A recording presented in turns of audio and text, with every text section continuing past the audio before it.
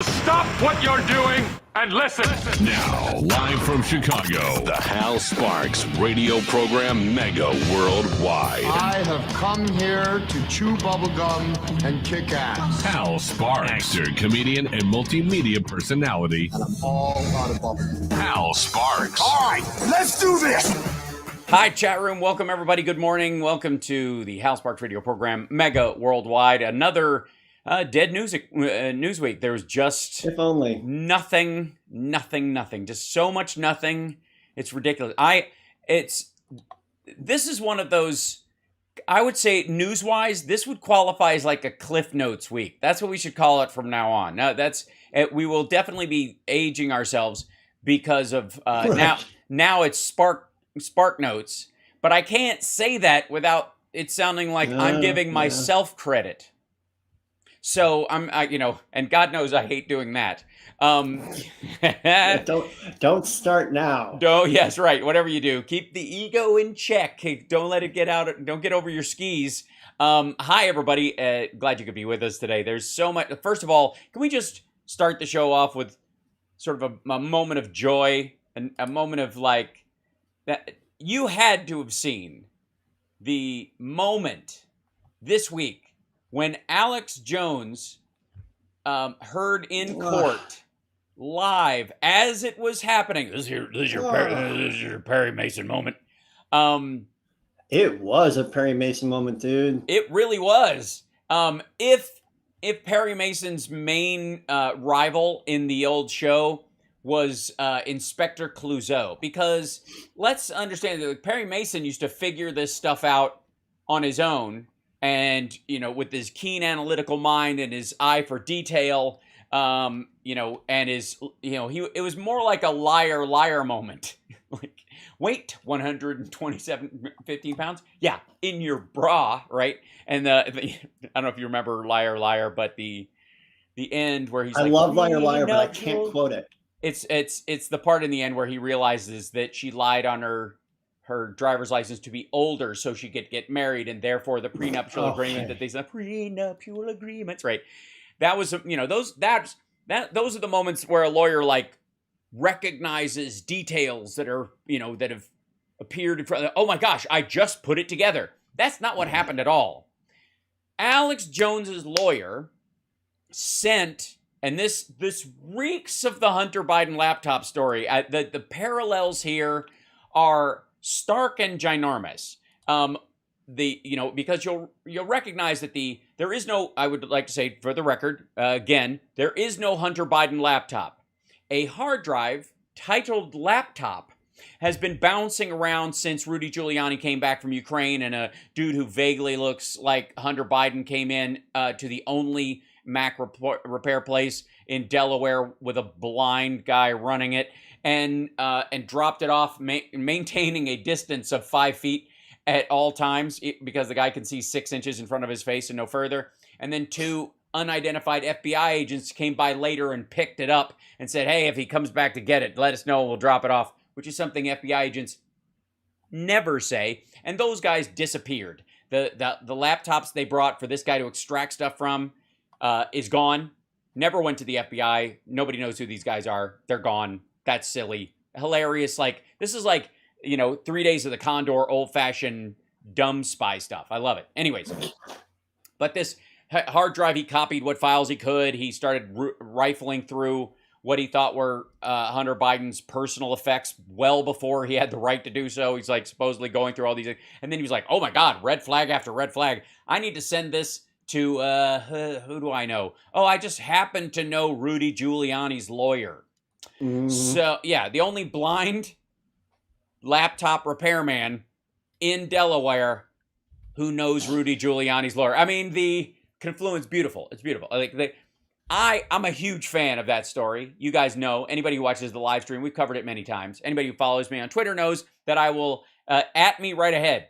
Anybody, I will take all comers. Tell me that the laptop is real, and I will tell you that it isn't, and I will be right. Now, ironically, there's been a lot of talk about Alex Jones's phone got into the hands of the plaintiff's attorney in the Sandy Hook trial, and God bless and keep the parents of the Sandy Hook children, the amount of heartbreak these people had to endure, and then followed on by years of this absolute, I can't say the word on the radio, tormenting them, lying about the lives of their children, and lying that it was all faked, and I mean, just madness. And then basically setting his viewers and listeners on them, like a pack of psychotic dogs, and then having the nerve before this phone business happened to apologize to them in court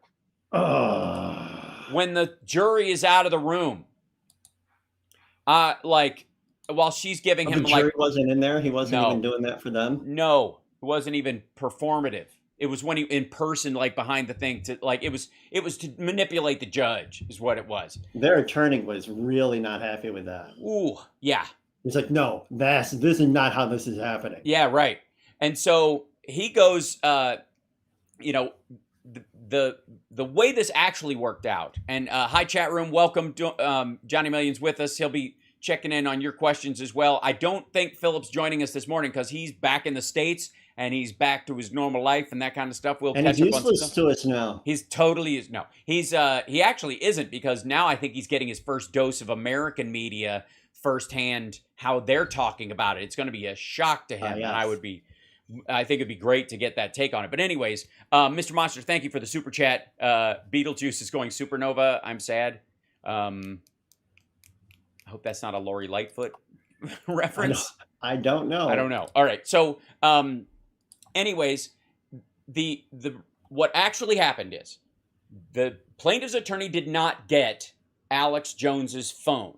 What the plaintiff's attorney got, and this is very important for the laptop crowd, is a forensic copy of the entire phone, every file on it, and by the way, depending on what he had downloaded to it, tons of if he's got like iCloud turned on or some similar service, any documents that he had quick access to recently will still be in memory, even if they're technically kept in the cloud, which is when you hand somebody the phone and you turn the phone back on, you might not be able to download directly if you were just looking through it or see stuff in there, unless you had a password or something.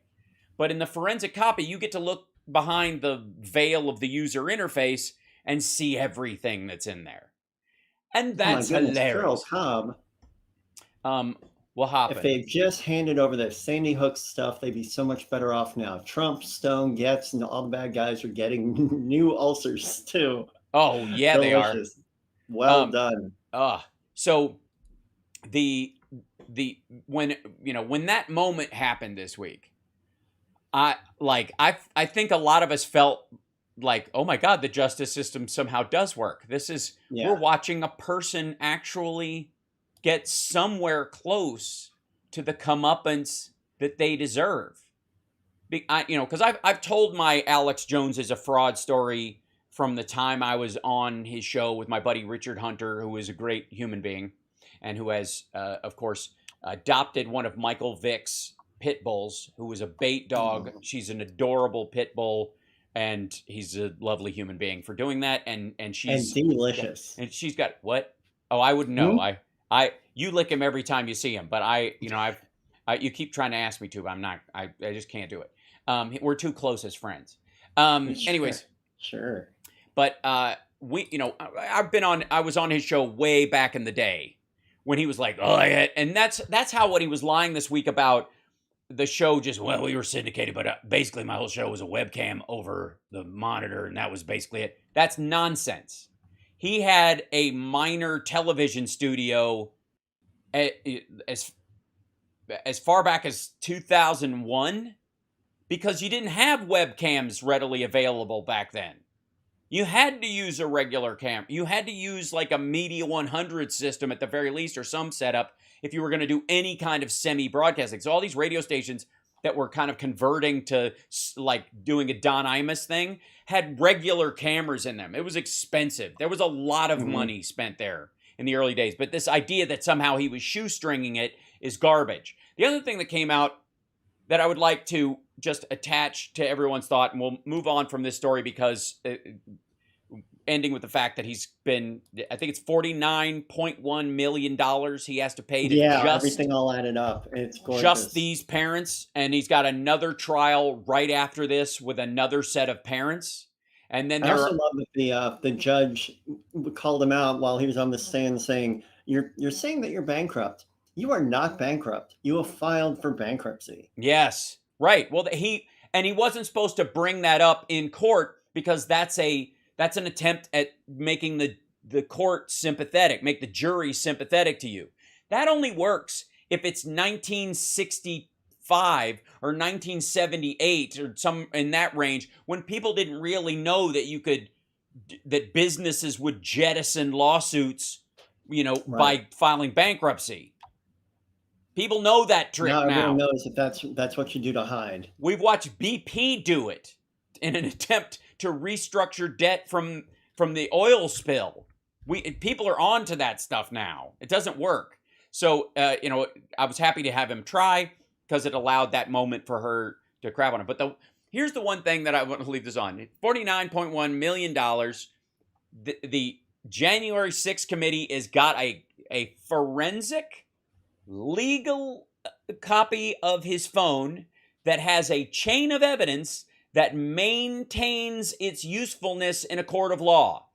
Unlike the garbage Hunter Biden laptop story crap, hard drive, mixed up files, blah, blah, blah, none of that will ever see the inside of a courtroom. And if anything is ever presented in court that we learned about this document from the Hunter Biden laptop, I got news for you. Fruit of the poison tree, it will get thrown out. It's the dumbest because you made the mistake of mystery FBI agents, mystery, like a guy can't identify in court. Can you point out Hunter Biden in the courtroom? Yeah, he's right over there. He's not in the court today, sir. That's my friend Gary, who also has a beard. Then it gets thrown out as that for that chain of evidence. Then just getting it passed around Trump world for 2 years before it goes to court. No, nothing in that gets used. Nothing. There is never going to be, if any of the stuff that even the DOJ is going after Hunter Biden for taxes comes up, they're not going to be able to use what's in the laptop as a linkage. And if they tried... Talk about chain of custody. It's terrible, right? However, we do not have that problem at all with Alex Jones's phone because his lawyer made the copy. He gave a forensic copy to that legal team. They entered it into evidence, and that precise copy will be sent to the January 6th committee, and when they are done with it, to the DOJ. There is no interruption. There is no 2 years of bouncing around where Hillary Clinton gave it to whom at Aberdeen so she could carry it around in her purse, and then Anthony Weiner had it for a week and a half and slept on it and then sold copies to his friends. Is Alex Jones' attorney a performance artist?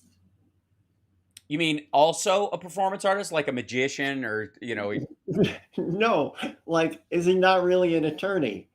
Oh, I don't know if he will be for long, because the one thing Alex probably will do is sue his own attorneys for gross misconduct. Probably for $49.1 million for the first charge, whatever. What the problem is, all the other families get that phone as well. That can be provided from one team to the other as legal evidence that they have as discovery, whether it was meant to be given to them. Amazing. It's great. So enjoy this break. Guy. We'll be back right after. I'm not a tech guy. BS. We'll be back right after this. It's the HAL Radio program, Mega Worldwide.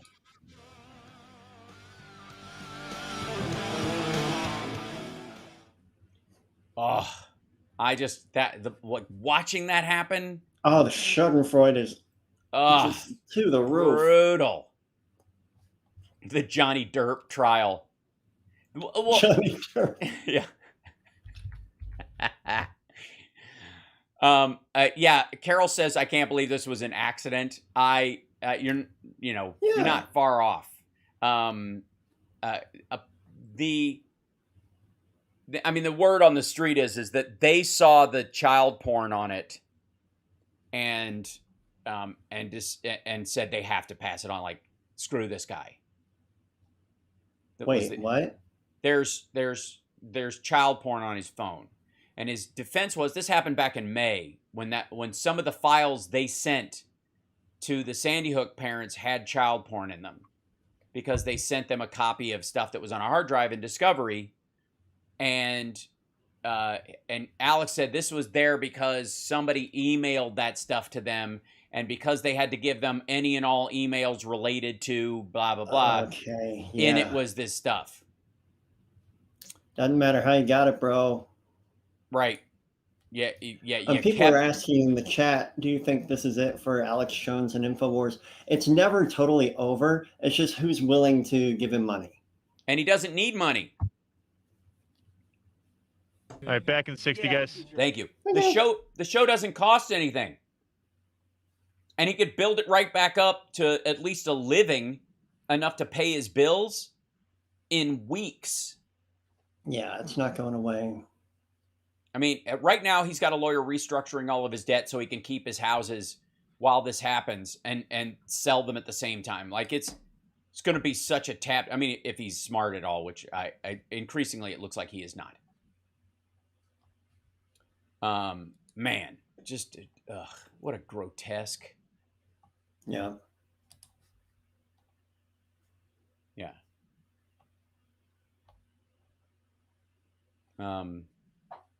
Did you hear about Anne Heche? 10 seconds. Ooh, not yet. Wait. Not good. Greg Edmond sent some 10 Canadian dollars.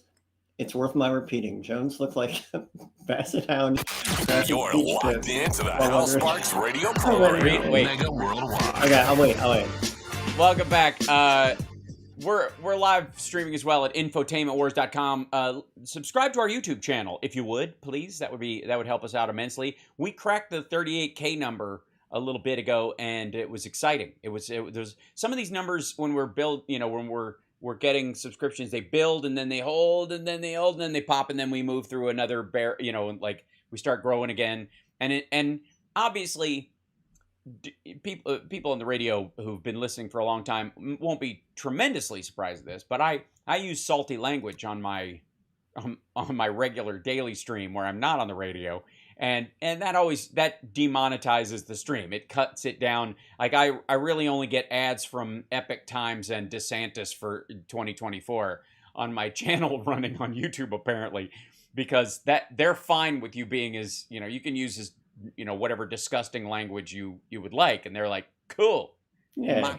My kind of people, even though I'm not their kind of people. There you have it. Oh. But there was a super chat during there. Super chat from Greg Edmond. Do you mind if I get to read it? I'm very excited. No, love it. Greg Edmond from Canada. Thank you very much for the super chat. Said this is when he heard about the cell phone being given to the Alex Jones, or to the prosecution. Jones looks like a basset hound crapping beach pits while wondering how many more he actually ate. It's very descriptive. And it's right. And there's kind of like... He always looks like he's about to pop. If you just hit him with a hat pin, Right, like Mr. Creosote in Monty Python. I couldn't eat another bite. I'm absolutely stuffed. Right. That is... His hypertension must be unreal. It's off the charts. Again, this is one of those interesting things about health, ladies and gentlemen, where it's not necessarily that fat is his problem.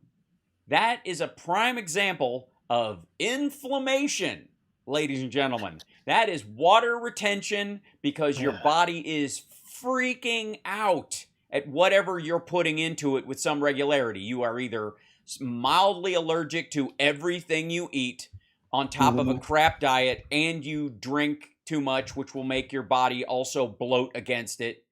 And then God knows what supplements. Cocaine makes you bloat too, man. It does? Yeah, the coke bloat is real. The coke bloat, right? Doesn't a disco dump solve that? Don't they?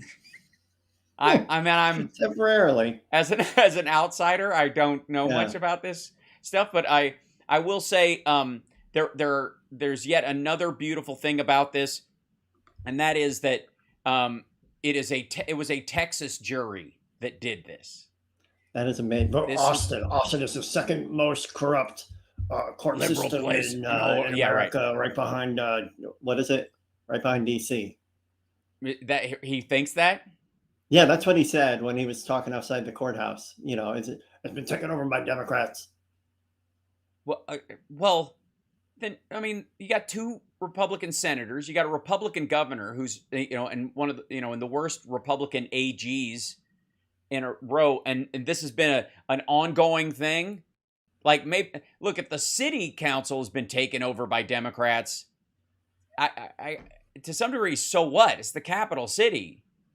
So I think there's a lot of back and forth though in the chat. Yeah. And these are good questions. What is a disco dump, Hal? Oh, that is a term for that party girls use a lot about a cocaine-induced the necessity of evacuation of one's bowels, and the largeness of it, and the need to do it to continue partying. I think is as nicely as I can put it. Is that pretty much do it? I think so. It works for me. Again, that's all you're getting. Having never experienced said situation, I really couldn't tell you. And thank God I've never been around one when it happened that I'm aware we of only either. have 2 hours on Saturdays. Yeah, exactly. That's right. It's not even necessary. Yeah. So, and again, the greatest news besides the fact that Alex Jones was hit with $4.1 million in damages, and then $45 million in punitive damages, because these people. What's the difference? Well, I'm glad you asked. $4.1 million. You have to have receipts for what he did to you. I see what you're saying. These people had to move. They had to hire security. They no doubt got psychiatric help. They had to change all of their electronics. Yes, they had to they have to. They were doxxed. Yeah, exactly. And now they're not. They can't just move. The internet is forever. So these people, I mean, there are Reddit threads around Alex Jones that are like, where are these people now? And they'll go find them again. Some of the Shmoopy in the chat saying some got divorced. That's the other parents. But yeah, these beyond that, I mean, that's the emotional wreckage that comes from the 45 million and all that kind of stuff. But they literally selling their house, moving to a new one, changing jobs, changing everything, what it cost them in lost income because they couldn't work for a long period of time because they couldn't go to their work because their work would get tormented. How do you do you go to a job interview and they go, anything you need to tell us if we're going to hire you? You sound great. Yeah, my kid got shot at school and now Alex Jones thinks that it's fake. And so he sends psychopaths to follow me around and park in the parking lot. So you might see 10 or 15 or 1 or 3 of these morons. So it's all obviously self-imposed. I mean, my bad. Yeah. And they're all open carry nuts. So yeah. You know what? We've got a couple of other people in the lobby, so it's just gross. So the $4.1 million is their direct damages that they could show receipts for in court. And they were awarded every dime, rounded up, I believe. And then the $45 million is, strictly speaking, that's what they think he should pay just this pair. Because the idea is that there's another. Didn't they go by individual? Like the judgment was like one person got like 20-some million dollars, another person got 20-some million dollars. Yes, yeah. So they split it up between the parents individually because I think they are divorced now, or the actual parents. And Alex was dragging them on his show, saying that the father was like slow and autistic. Right. Yeah, and that my other favorite part, we got to take a break, but where he goes. Have you been showing pictures of the judge with fire around her face, saying that linking her to pedophiles? And he's like, no. And then they literally show a video where the judge's face is on fire. She's with CPS, who's been linked to pedophilia and child trafficking. Like, you moron. Like, of course there's tape, dummy. You're on tape for a living. Oh my God. We got to take a break. We'll be back right after this. It's the HAL Can we just talk about this forever? Mega Worldwide. Oh, there's other great stuff as well. Did you see the jobs report? Oh my God. Oh yeah. Yeah, let's do that. Did you see my tweets around it? Oh my God. We'll be back.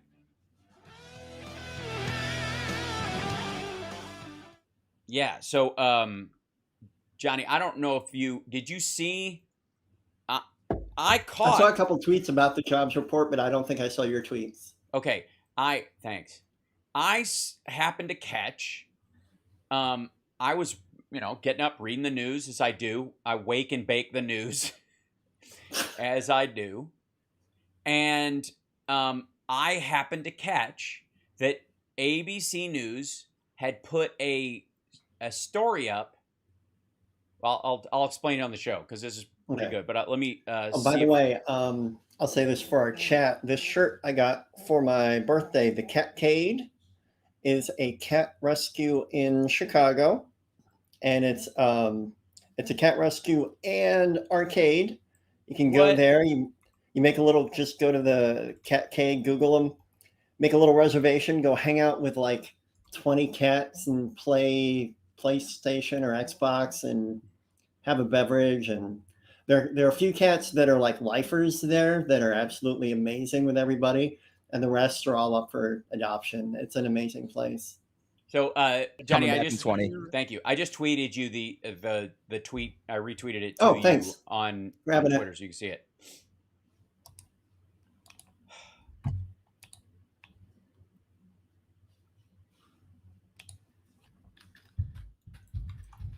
Coming back. Hi, chat room. Attention. Stop what you're doing. Because we're coming back to the HAL Sparks radio program, Mega Worldwide. Oh my God! They went a little crazy with it, and I appreciate it. Now let's get back with HAL Sparks radio program, Mega Worldwide. So, Johnny Million, during the break, I was telling you that it should come as no surprise in the chat room either, that I wake and bake the news most days because of my, especially on Monday, Wednesday, Friday, when I have 2 streams a day. I stream 9 a.m. Pacific and at 3 p.m. Pacific on Monday, Wednesdays, and Fridays. And the morning show that I do Monday, Wednesday, Friday is, it's not like the other ones where I play clips and react to them and that kind of stuff, but, like Trump clips and Hannity clips and whatnot. We go by what's trending. And the jobs report that came out on Friday was teed up, and I knew it, and I got up when the cat got me up, which was about 5 a.m. And you guys are just asking for food. Huh? Oh, just asking for food. Asking for food. There is now a schedule. Chip wakes me up at anywhere between 4:45 to 5:15 in the morning. And he chooses it by how late I went to bed. The later I went to bed, the earlier he does it. That's because you were just up. Style. Yeah. Yeah. He jumps up on the bed, starts purring immediately. It's like the Jaws theme. I hear it coming. He walks over to me, and then there's a series of stages of grief that he goes through. It escalates. Yeah, he walks over me, around me, he lays down next to me, bumping me, like kind of giving me a side check, like a hockey game, and then at some point he starts kind of playing, and then he's genuinely biting, and then it's annoying noises, and then he's running lines across the bed. He said, up, just, all right, I get up. So I go up and I fix some food, then I come back to bed, and I try to go back to sleep and usually read myself to sleep. I'll get the early news, and then I'll sleep for another hour, I hope. Then Maddie comes, she steps on my junk, and I realize like she's got junk-seeking paws. It's amazing. And then I'm like, all right, I guess I'm up. And then Murphy comes in meowing at the top of his lungs, waking everyone up, and because he's like, everybody's up, up. It's like, anyways. Sounds like the beginning of a musical. Oh my God. So, needless to say, Friday was one of those days, and I get up and I pick up I go through the news, and like the jobs report comes out, and oh my God, it's humongous. 528,000 jobs were added in July, double what everybody was expecting. Well, in the normal world, 4 times what Fox was expecting. Fox was saying the White House is trying to, like lower expectations, apparently. I think they knew it was going to be better, and I think they were lowering expectations to just pull the rubber band back and watch everybody squeal. But Fox was like, the White House is saying 250. Because that's in, that'll be the lowest this year. So that means it's probably going to be 170, maybe even 70. There were like Charles, what's his name on Fox Business was saying, yeah, it's probably going to be about 70,000 jobs added. This president is out to destroy the economy, and this will be the month he finally does it. And da-da-da-da. Well, 528,000 jobs. Unemployment hits 3.46. Latino unemployment is the lowest in history.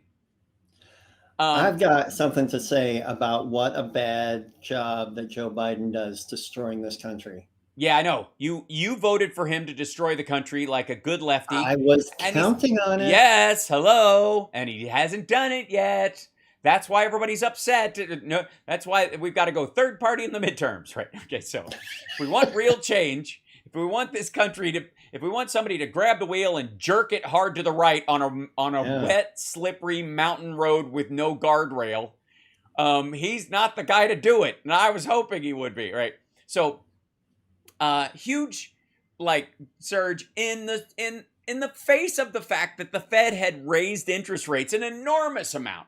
2 times in a row. And oh my God, this is there. If anything's going to slow this hiring thing down, man, it's going to be the Fed raising these rates. And okay, well, no, it was a beast. It was and it points to the fact that, and they were like, everybody who wanted bad news out of it were trying to make bad news as best they could. And the way they were doing this was, well, Walmart and a couple other places, they lost a few jobs, and they had to let some people go. I mean, they were hiring in other areas. And it's like, yeah, because they're shifting away from their non-retail model, which was prevalent during the pandemic specifically, back to a retail model as people go back to regular life. Because my favorite example of people exaggerating the impact of the pandemic long term was, will we ever shake hands again? Remember that stuff? Remember when everybody was like, is this the end of the handshake? There were like 20 articles over the course of a week that I saw about how we're not going to shake hands anymore. Human beings are going to we're all going to be namasteing because we're all going to be stranger danger, bacteria averse. No. Anyways, the numbers. That's the difference. It's always the now what? Am I going to marry dogs? It's always a slippery slope. Crazy extreme or maybe we could just exercise a little bit of caution and maybe wash your hands and maybe wear a mask when you're in close quarters. Well, yeah, maybe it's the 80-20 rule. 20% of the things you do cause 80% of your problems. 80% of the things you do cause 20% of your problems. If you get rid of the 20% of the things you do that cause 80% of your problems, the majority of your problems go away. You focus on those, not the 80% that maybe you can't even shake those things. And that's true of all things. It's always true.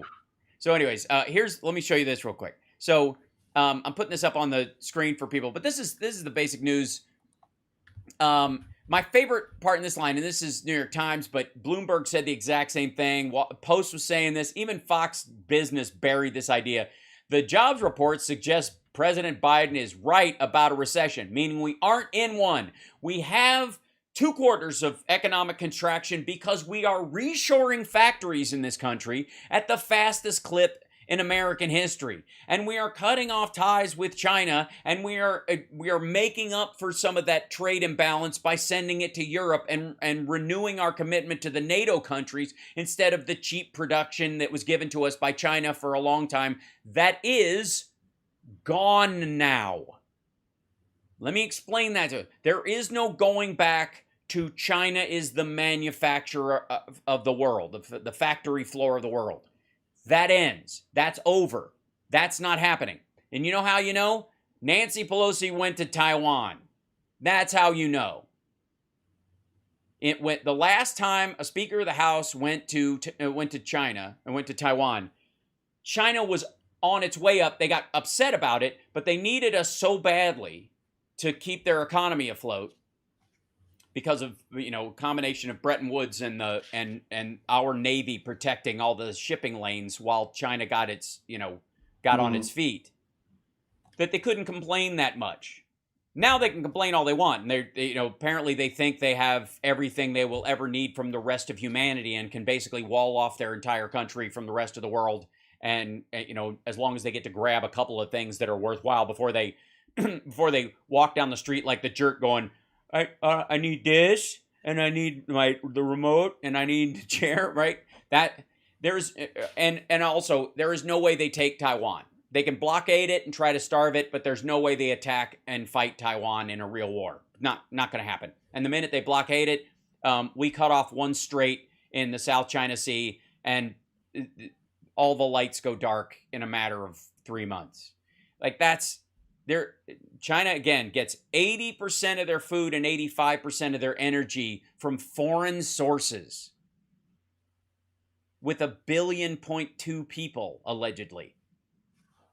So, anyways, the U.S., we've got our issues, but we ain't got those kind of issues.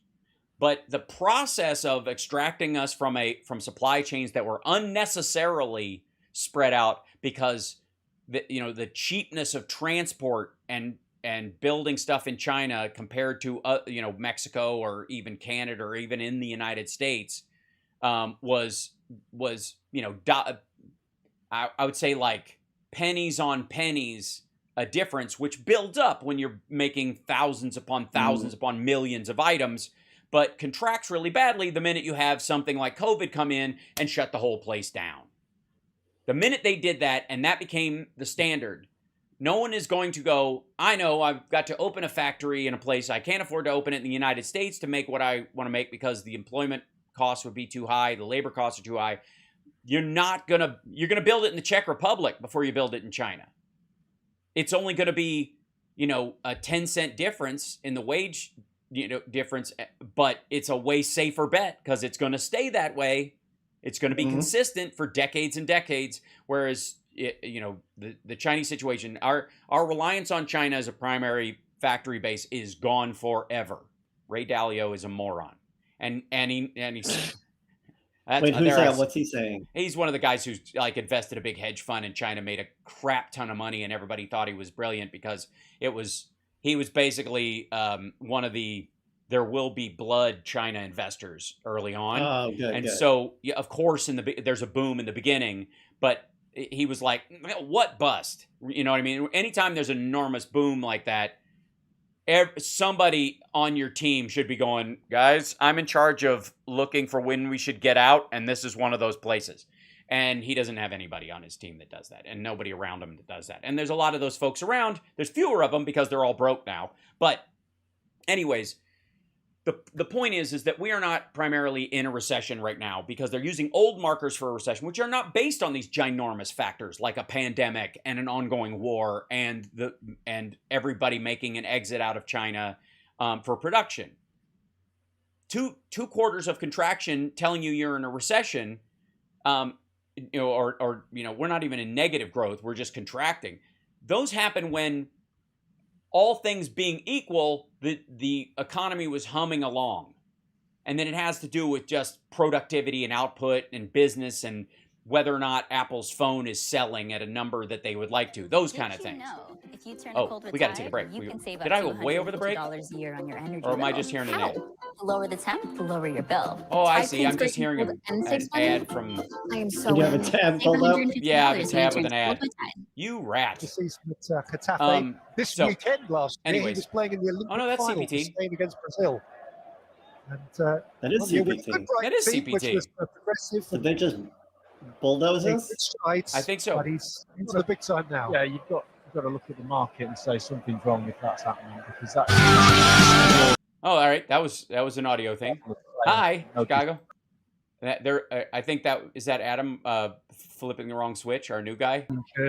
Yeah. No, that's me. It's me. It's Paul. Did you go to break? Not yet. Nope. I usually go We're at gearing up. quarter. But It sounded like you guys were going. no, I was bringing the plane in, but it's all good. If we were going to go break right now, we're totally cool. Because when We're in break. Yeah, we're in break. We'll be back in 2 minutes. Sorry about that. Oh yeah, no problem. Okay, cool.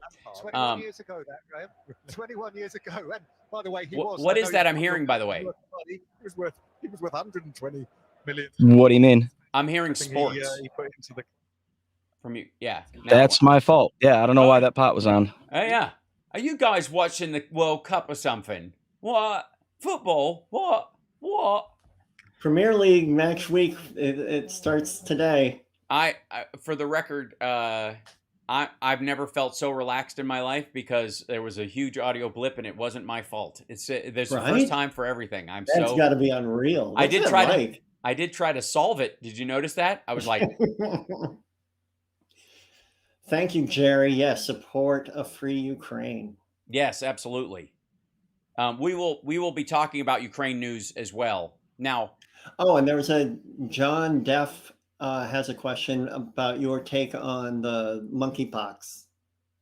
yeah, I mean it's worth talking about, but ultimately it is you have to be symptomatic to spread it. And that's why most of it is sexually transmitted right now. Right. And it will fade like a lot of the sex orgies, Hal. Huh? Don't you mean gay sex orgies? I always do. I mean, when you say sex, you mean gay sex orgy? Yeah, right, of course. Just put that in as a placeholder. I'm a liberal. Don't you know that's what we are? That's my hotkey. Yeah, that's right. I've set a hotkey for that. Just understand that what I mean when I say treat people nicely, I mean teach children about gay sex. We're back in 20. So that's thank you. Obviously. Hey, the prof, I don't know what you mean by your question. I missed it the first time.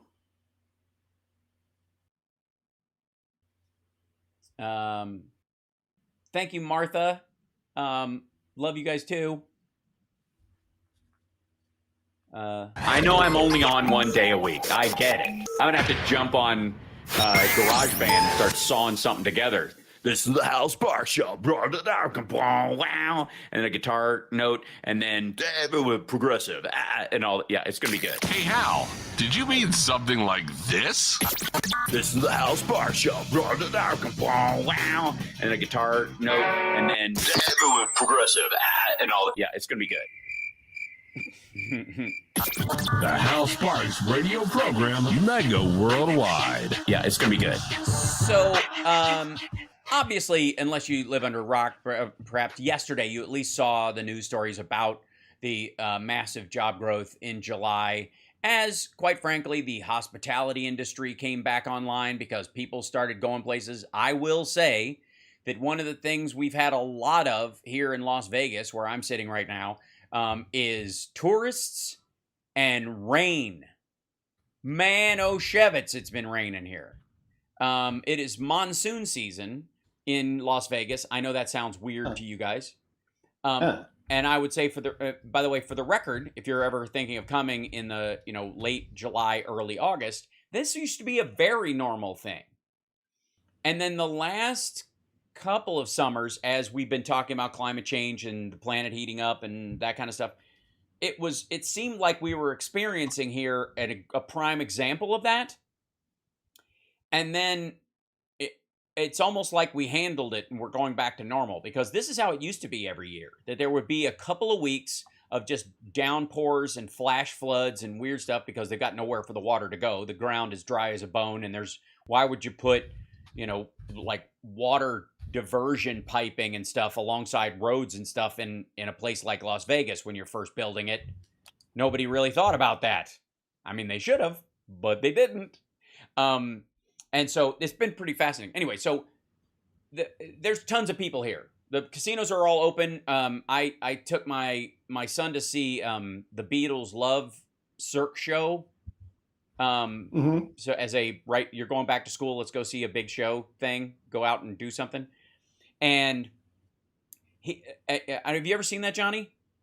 I don't think so. When when you come out to Vegas, which we have to make happen, bring the missus. We'll make it a thing. We will go see it because it's a really beautiful show, and it's very inspiring and sweet, and it's got a lot of like footage of them from the BBC and all that, talking around and working and getting a 1, 2, 3, 4, and then the show starts, and it's just huge acrobatic stuff, and it's amazing. Anyways, Ty Tabor from King's X saw it, and then he went and he walked right out, bought a ticket, and saw it again immediately. The first time. It's great. So there's a lot of people here is what I'm saying. The streets are packed on the Strip in Las Vegas, and have been all summer. And so you can, it's one of these bellwethers. You can tell, right? It's the same way you can look at, this was why when Fox News talks about how terrible things are in New York City, they don't show their Times Square cam anymore because it shows how many tourists and people and businesses are functioning and moving around. They don't want to show you any of that stuff. And that's why this number was apparently a surprise. Well, anybody who follows me on Twitter notices that when I got up and wake and bake the news as I did, I stumbled across a news story that ABC News had accidentally loaded a pre-written story without the jobs report numbers in it, where instead of saying how many jobs were added, it said XYZ jobs, and the unemployment rate XYZ at XYZ%, according to data released by the Bureau of Labor Statistics on Friday. The report marks the latest sign of an economic slowdown as the Federal Reserve carries out a fight against inflation that aims to slash demand by cooling the economy.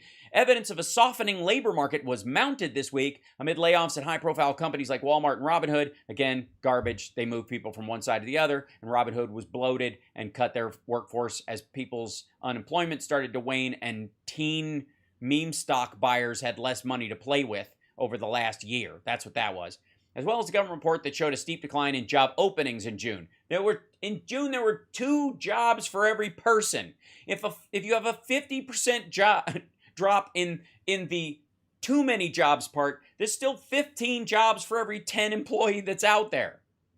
That's not a sign that the economy is slowing. That is a recognition that why even leave the job open? We don't have anybody to put in it anyways. 2 people that already work here. Here, you guys need to work 12% harder because, yeah. Anyways, if you look at and I've posted it on my Twitter feed if you want to look at it, at HAL Sparks. And I'm showing it on the live stream at infotainmentwars.com and at twitch.tv/HAL Sparks. If you've got a teenager, they can show you how to work Twitch.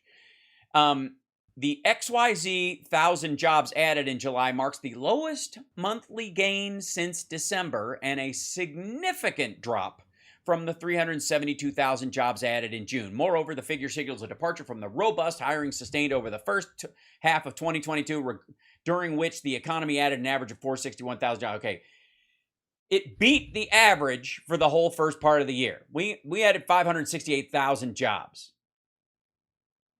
The fact that they preloaded not only their expectation that it was going to be a bad number, but what it meant for the economy, which means that when you put in the XYZ 1,000 jobs added in July, since December, and from 372,000 jobs added in June, you could fill in the lowest monthly gain part and the significant drop part if in fact that becomes the truth of the story. Sure. In a draft version of the story, the prose about what it means should be the last thing you put in. Especially when you... Driftglass put it in the chat. They preloaded the adjectives. Right. That's exactly right. Hi, Driftglass. You guys are wonderful, by the way. Hi, Francis. This drives me insane because it is one thing to presume you're going to know what the numbers are because there's a trend in them from the data that you're seeing. But this is a newsroom experiencing what the Dukes experienced in Trading Places. They bought the story, the early crop report from somebody, and it was wrong. I went through and I broke down, because it wasn't even that part of it. It was the way they characterized it were the problem. Now, some people have come back to me and go, well, of course they pre-write stories to get ahead of things. Okay, when you're making a story about data you don't have yet, right? Get faster writers. I don't know what to tell you, but that's just wrong. It's not like having an obituary filed away. Right, because and this is what people brought up. They do this with obituaries all the time. Well, an obituary, sorry folks, an obituary has one data point. Yep. You're either dead or not dead yet. This is the binary. We've had maybe up to 85 years to come up with an opinion. Right, and you might have to add some credits or some experiences. Within the last, he really didn't do much for most of his life, but in the last 6 hours, he really made news. And here's how. Boy, he really crapped the bed. Oh, right. Oh my God! Delete. Yeah. So, and the fact that they were the XYZ jobs added in July marks the lowest monthly gain since December. That might have been true, but there are a myriad of degrees where that wouldn't have been true. By the tens of, if not hundreds of thousands. In this case, it was hundreds of thousands that they were wrong about that. But at what point does it really not mark the lowest monthly gain? There's so many areas where that sentence is useless. If it just beat, the 372 mark, if they were off by 112,000, from their lowest prediction, which that was the White House again trying to downplay expectations. That part I found that shocking. And then this whole, moreover, the figures signals a departure from the robust hiring sustained over the first half of the year. It doesn't. As a matter of fact, it kicks off the second half of the year with a hiring spree. Now it's summer, and you're gonna see more jobs. These are seasonal jobs normally. But because of the nature of the economy, you can't even see the seasonal jobs for the wave of necessary jobs. People still haven't. They still haven't got enough waiters and bartenders and service personnel for all these things already. Much less the extra people they're going to need when Christmas comes around. Or July 4th weekend, or any of these things. We weren't even at that point yet. And so the idea that seasonal hiring has any meaning until we reached, by the way, this week, which is when we got back all of the jobs that were lost. And I don't have to remind anybody that America is short about 1 million people from deaths from COVID and people who are too sick to work or were, needed a lung transplant or any of that stuff, So, so far this year, the tight market has offered up a strong corner of the economy, and this is amazing. This is on the second page of the article. But employment data indicated softening on Tuesday when a report released by the government showed the job openings fell steeply in June to their lowest level in 9 months. Did job openings fall to their lowest level in 9 months? Yes. Were there still too many jobs for people to actually take? There were fewer humans than jobs. So what difference does it make if those job openings disappear? There are no people to fill them. It's like, the analogy I made yesterday on my show was like, it's like I've got 5 job openings for angels. And I don't know why I don't have any takers. I'm going to keep them on the board, though, because maybe some angels will show up and take these jobs as, I need 5 guardian angels, as, just for the schedule that I have running at my job. They're not going to be, it's like, I'm trying to hire ghosts for my real Halloween haunted house.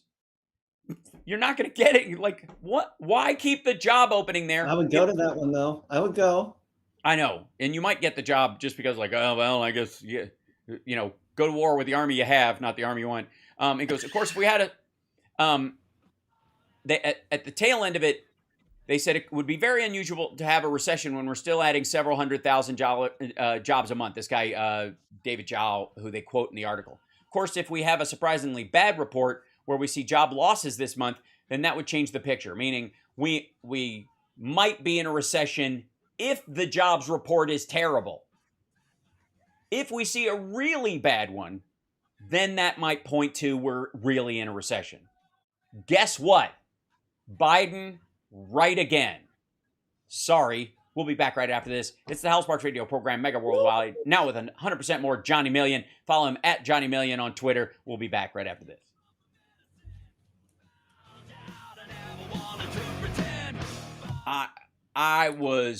This blew my mind as I read this thing. Oh yeah, it's infuriating. And the, and everyone's and the like, right screams about the media. Right. And a lot of people were like, well, of course they have a good jobs report, bad jobs report story ready. That's not what they had ready. They had this is going to be a terrible jobs report, therefore it means this story. Yep. And you can tell by the article they ultimately posted that they did not have a pre-written, oh shit, this is gonna rock story. Why would they? No. They were completely caught off guard. Wait, Johnny just left me. That's just sad. I'm back. Okay. I had to, I've got a show. I've got to leave immediately after this because Convoy has a show. Nice. And I always, I record it on my little Zoomy guy. Yeah. And I use rechargeables. Yes, that's wise. And I always forget to charge them until about an hour before I need them. Oh. But they charge. I'll remind you if you want. Thanks. Do what I can. I'll look at your schedule. By the way, the worst part of COVID for me was I had a sore throat that was the worst one I've had since I was a kid. Like the you wince when you swallow kind of thing. Yes. Like it was so bad when I went to the doctor, they tested me for strep. They're like, we've seen strep simultaneous, so let's just have a look. Right. But it was a negative. Well, the weird thing is, I have never had COVID. Good for you. I know I've been exposed to it. I was in China when it was circulating heavily at first. My wife has never had it, and she's been working in the public. Oh my God. Hold on. Water Goddess, Russia released a gloating story about taking Kiev in 3 days, and they were calling it Little Russia, and they were moving on to the Black Sea. It was archived, and I saved a copy. Oh, that's amazing. There's an email, bookhal at iCloud, that you can send me a copy of it. It's on my website.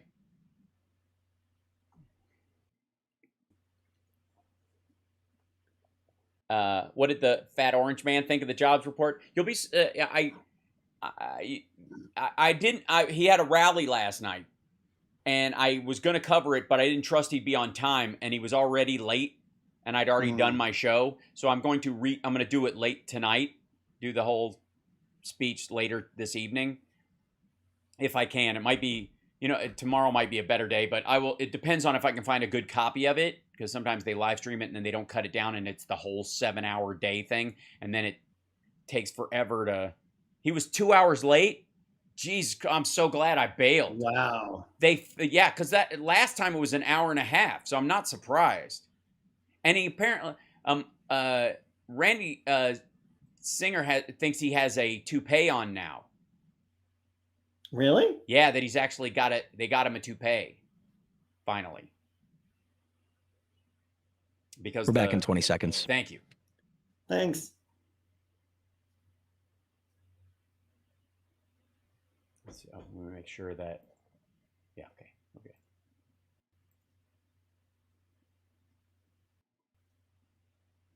Mm-hmm.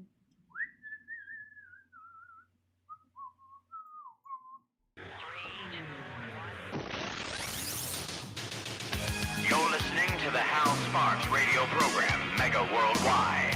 I've had people walk out of me before, but not when I was being so charming.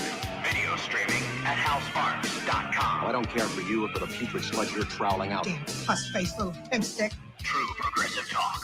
Might be a good time for you guys to give up. So obviously, one of the other stories that came out this week was that Nancy Pelosi was not going to Taiwan until she did. And the back and forth about whether or not she should go and whether it would be World War III and all the like CCP apologists that are on Twitter, who are all the same people who think that Russia should invade Ukraine if they want to, and that Bashar al-Assad is the good guy. All of those folks were saying we're going to provoke China into a war, and this is, this will be the end, and this is the end.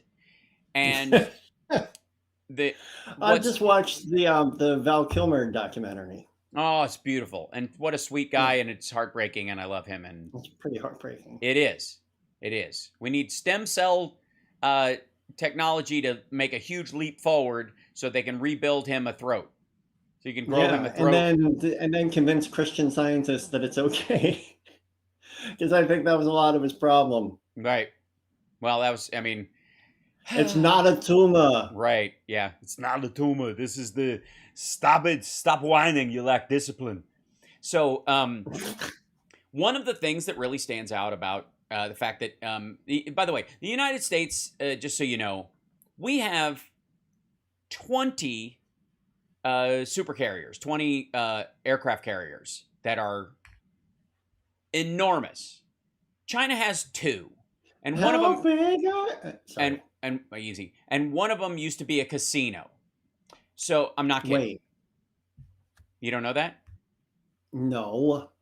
How do you not know that?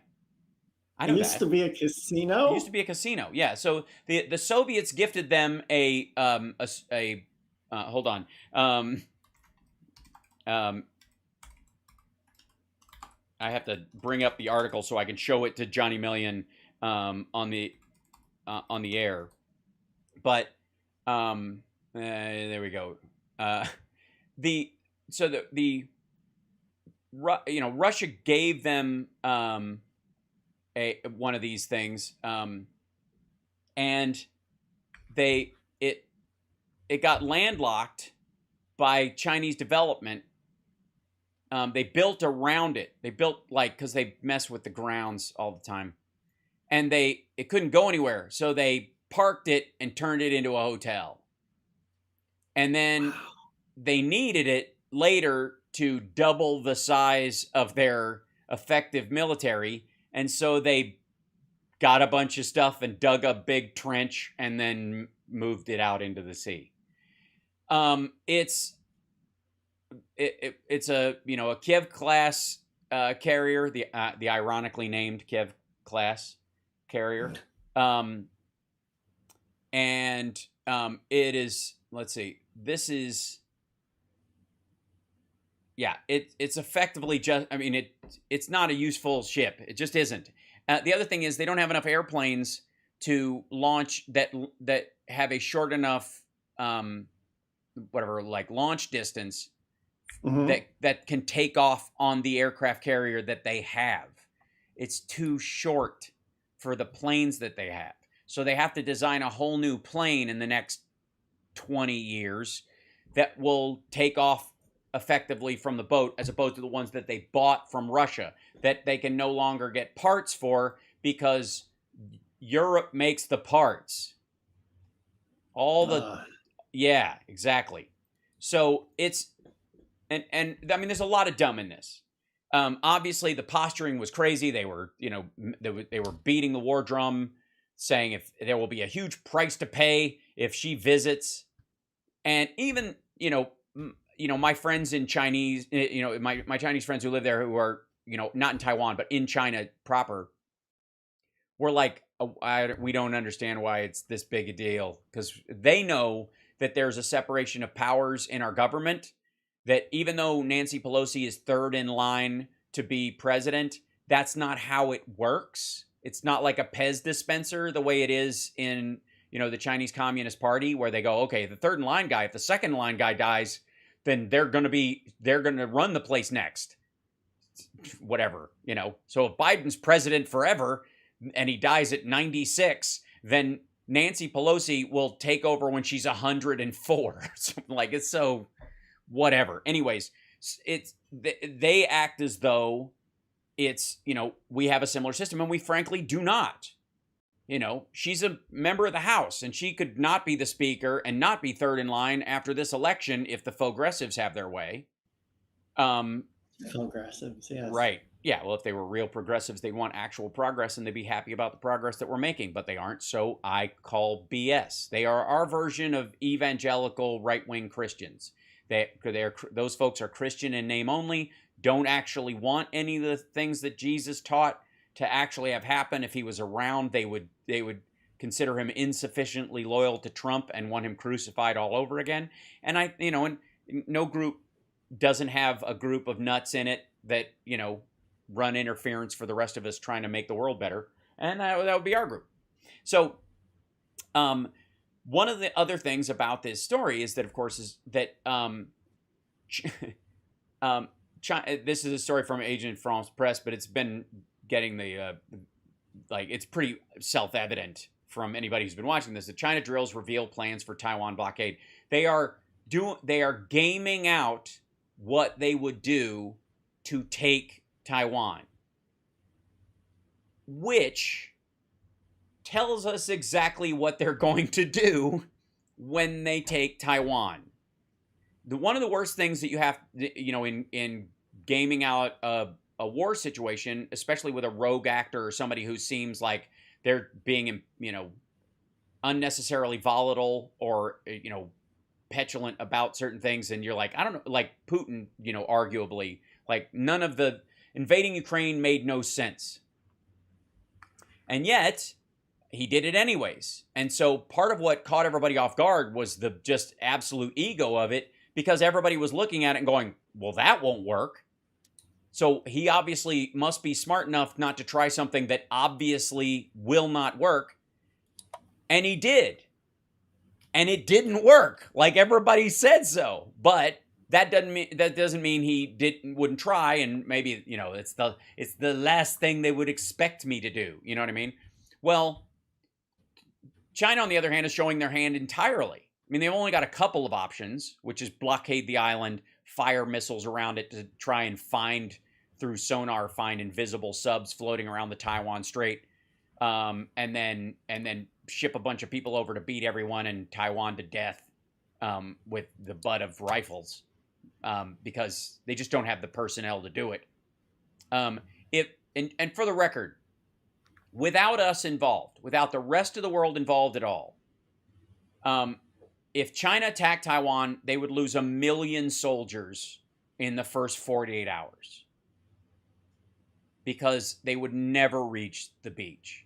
And if they did, they could only reach from one direction because they would be pelted like crazy while they did it, because they would be coming from the mainland directly across. And even if the ships that circled it, they couldn't get close enough because Taiwan actually has, anti-ship batteries that are really, they've been preparing for this for 60 years, for 55 years.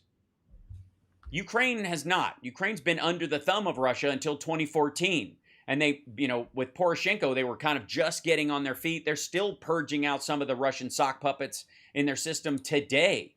Taiwan's been an independent country for all practical purposes. They have their own money, their own government, their own judiciary. They've got a separate passport from the normal Chinese one, and yet supposedly they're part of China. It's absurd. Imagine if China was saying this about the Philippines or South Korea, or even Japan for that matter. Yeah. It's the same thing. Imagine if China just said, Japan is part of our country already because look at them. You can't tell, most European white people can't tell the difference between Asian people anyway, so it's ours. We just claim it. Not only would that be psychotically racist, much like it is with their feelings toward the people in Hong Kong, but it's absurd. Yeah. It's an absurdity. And it's not going to happen. And if it does happen, it will be a terrible mistake. Just like the zero COVID policy was a terrible mistake, just like this idea that they could stockpile grain for 2 years, 2 years of grain in case they get sanctioned. as if the sanctions on Russia are going to go away ever without a complete change in the government. And if the sanctions on the Russian government are going to hold until almost everybody who's in there is broomed out, or somebody comes in and says, "I'm the new Gorbachev. Sorry about that. Our bad. We're going to help with the rebuild. That guy was a nut. We got rid of him. I'm good. We want to play nice with the rest of the world."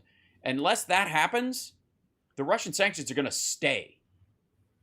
And the difference is between Russia and China is that Russia, technically speaking, they have enough arable land and a small enough population and enough access to fuel that they could be an isolated country, impoverished but isolated, kind of like North Korea, for a period of time. It would take them a good 10 years before they would absolutely collapse into chaos. It would happen, and their neighbors would attack them like crazy. The Chechens, the Georgians, everybody who had had enough of their crap, even the Kazakhstanis would take over parts of the country that they wouldn't have the ability to fight back on, but they'd still maintain. And again, China imports 80% of their food, 85% of their fuel, their oil and gas. And that you don't get, if you don't survive sanctions around that stuff. Not at that level. No. Russia's been a net exporter. China is not. China only exists because it's been playing nice in its current form with its current number of people, because it's been playing nice with the rest of the world. Once it stops, we still give aid to China, even during all this stuff, even while they're threatening to blow up Taiwan with Nancy Pelosi on it, even with, while, what, 60% of their population lives on $401 a year in sustenance. They have a space program. I mean, we talk about a lot in this country about how, why are we trying to go to the moon and why do we have a space station when we have homeless people in the United States? We got in a country about 340 million people, we have rotating about 200,000 relative permanent homeless people, and not, and then other people are like mentally ill and other people who slip off the radar. So about 2.5 million people at the worst that are in like genuine food insecurity, where it's really scary and their health is in danger and that kind of stuff. And we're always rotating out the majority of those people to getting them help or getting them, some sort of shelter in cities across the country. We don't have near the 60-40, financial imbalance that's happening in China right now. Especially with Tony Macaroni and the North Korean kroner. Oh my gosh. Well, that's lovely. There you go. And Jerry Cummings, by the way, supports Free Ukraine. Thank you very much. Hal and Johnny, please share what you eat to stay so fit. Oh, well, he runs like crazy. We got to take a break. We'll come back. I keep blowing through the first hour break because I'm just having so much fun. We'll be back right at the ice cream. Quit it. We'll be back right after this. So much ice cream. So much. So much. Thank you, Tony. Thank you, Tony Macaroni. Because I don't see the MAC. I just see Tony Macaroni. Macaroni. Yeah, now it's Macaroni. It's Macaroni. Maybe it shortened it on his on the when it made the graphic. It's not supposed to. Thanks for subscribing, Arc of a Diver. Appreciate that. I should do something. I'm sorry, we keep me awake. Hey. I'm kidding. I yawn sometimes too because it's early here. It's earlier here than it is there. I spent the entire week in bed. Back in 20. Oh, that's true. You're exhausted from being exhausted. Yeah. It's weird. It does happen. Mm-hmm. I didn't cough too much, though. That's good.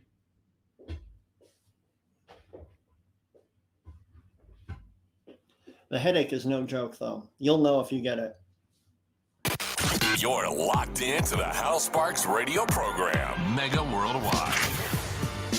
Welcome back to the show. So, normally, I don't know. Normally, in in this part of the show, we would be at the, Philip would be with us. It's it's been this way since the beginning of the Ukraine. Go ahead, tell him the bad news, Hal. What's the bad news? That he's in the United States? About Phil. Yeah. that he's home safe. It's a nightmare. Do we have to apologize to Michigan? We're sorry he's roaming around hugging everyone. Sorry. Yeah, I don't. He's shedding beard hair all over the United States. Yeah, well, it happens when he gets stressed or there's a change in the atmosphere and the weather's different over here. So obviously there's a ton of stuff going on. The Ukrainian, like, there was supposed to be this big Russian offensive. And we've been hearing about it for a while. That they remember, I don't know, like, it must be like 4 weeks ago now. There was all this story about how the Russians were going to build up, they were going to take a break. They were going to hit a pause, and then they were going to, hey guys, you know what? Let's take a break and we'll kill it on Monday. What do you think? Let's just, we'll get at it. I just need to sit down for a minute, and then we're really going to show them. We're going to give them what's what in the second half. And that, thank you, Aaron West. That did not happen. By the way, it's Subscriber Saturday. That's what I'm calling it now. So if you're on twitch.tv /HAL Sparks, subscribe. It's the day you can subscribe. It's Subscribe Day. And if you're on YouTube and you don't subscribe, you can subscribe as well. Subscribe Saturday. I'm just going to name it that because it's because Super Chat Saturday seems a little on the nose, but Subscribe Saturday is easier to do. Ukrainian officials and international experts have been warning for months that the risk of the fighting poses to a sprawling nuclear power plant on the banks of the Dnipro River in southern Ukraine. Earlier this week, the global nuclear watchdog said the situation is becoming increasingly perilous. On Friday, explosions rang out at the Zaporizhzhia nuclear power complex, the biggest of its kind in Europe, reigniting fears of a potential disaster. Yes, after Amnesty International puts out this story this week that the Ukrainians are endangering their own citizens by fighting in their own cities to try and keep Russians from taking them, that there are too many citizens around in their cities full of citizens that the Russians are attacking. That, look, I love Amnesty International, but that was gross.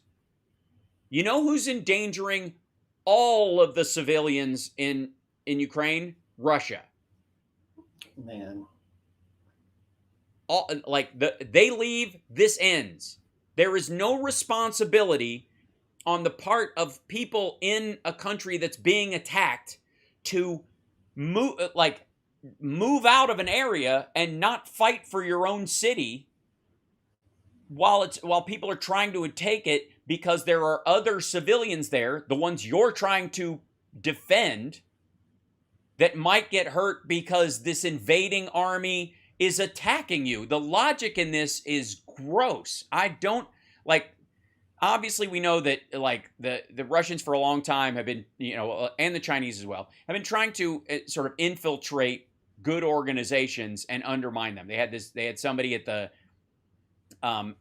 chemical weapons board or whatever that was basically throwing Assad a bone, that and they do this. That's how they do it. One of the ways, it's like the lesson they learned from being on the UN Security Council is that you can your attacks are not seen as attacks if you're on the Security Council, and you can veto anybody's problem with you. Like that I don't get at all. Russia needs to be kicked off the UN Security Council. There is no point where they will be useful to it in the future anyways. That's weird. There are other countries that are pivotal to world security that actually want to be pivotal to world security that could have that seat instead. It's goofy. And the idea that they can veto something makes no sense at all, considering what it often means is them vetoing anybody doing anything about their attacks on other people. Yeah, right. Drywit Geek says, and doctors are reporting that patients are endangering themselves with chemotherapy. Chemotherapy. Yeah. If you keep doing it, it's gonna endanger your health. It'll kill you. It'll kill you if it doesn't kill the cancer first. Yeah. Right. Oh, you are fighting cancer right now. Oh, I'm sorry. Then please go ahead. But one of while that Amnesty story comes out this week where they're pushing that, which I will say for the record is gross. And the lack of recognition at Amnesty International for what that means, and this kind of peace at all costs even when that means acquiescing to an invasion, makes no sense, especially when you're not talking about, sort of an internal conflict, say, in an African country where you've got, tribal conflicts, but inside a functioning country that can be worked out other ways, where there is no, it's a power struggle, not a direction of how the country is to be governed necessarily. It's not a, democracy versus autocracy. Both of them agree to autocracy. It's just about who should be in charge. And it ends up being, you can negotiate that kind of level of power up to a certain point. That I understand. That's not what we're talking about here. We're talking about the elimination of a free and independent judiciary inside the state of Ukraine. We're talking about Brittany Griner, a Brittany Griner legal situation for every Ukrainian citizen going forward. We're talking about the eradication. The Russians are speaking openly on their television shows. As bad as Fox News is, as gross as they are about, people coming across the southern border, and they are as gross as I am comfortable, ever watching twice when someone talks like that. As gross as they are, they don't go anywhere near the ballpark of what they say on Russian television, which is, if they don't let us wipe the Ukrainians off the face of the earth, we're going to nuke everybody. And a Russian mirror, which is just our country left over, we can live, with the rest of the planet being a nuclear wasteland because the motherland is so gorgeous, and we're obviously not going to blow up the really sweet parts of Europe. We'll just make these these like radiation roads where you'll go down these valleys of radiation where you have like a Geiger counter on either side of your car and you just drive away from the clicking. This is the level we're talking about with the Russians in this situation. We're not talking about Democrats versus Republicans. We're not talking about conservative versus liberal. We're not even, to some degree, talking about, monarchy versus, parliamentary system under a monarchy. This is the insistence of a Russian dictatorship controlled by Vladimir Putin that oversees all of functioning Europe, and then the rest of the world turned to ash. And when those kind of people attack anywhere, that is one of the few situations in human history, throughout human history, where people fight to the last person to stop it. Because if it happens, that's where you have worldwide slavery. That's where you have, mass starvation, as a weapon. The Russians are talking about starving Africa to death just so they can have it later. Like you do.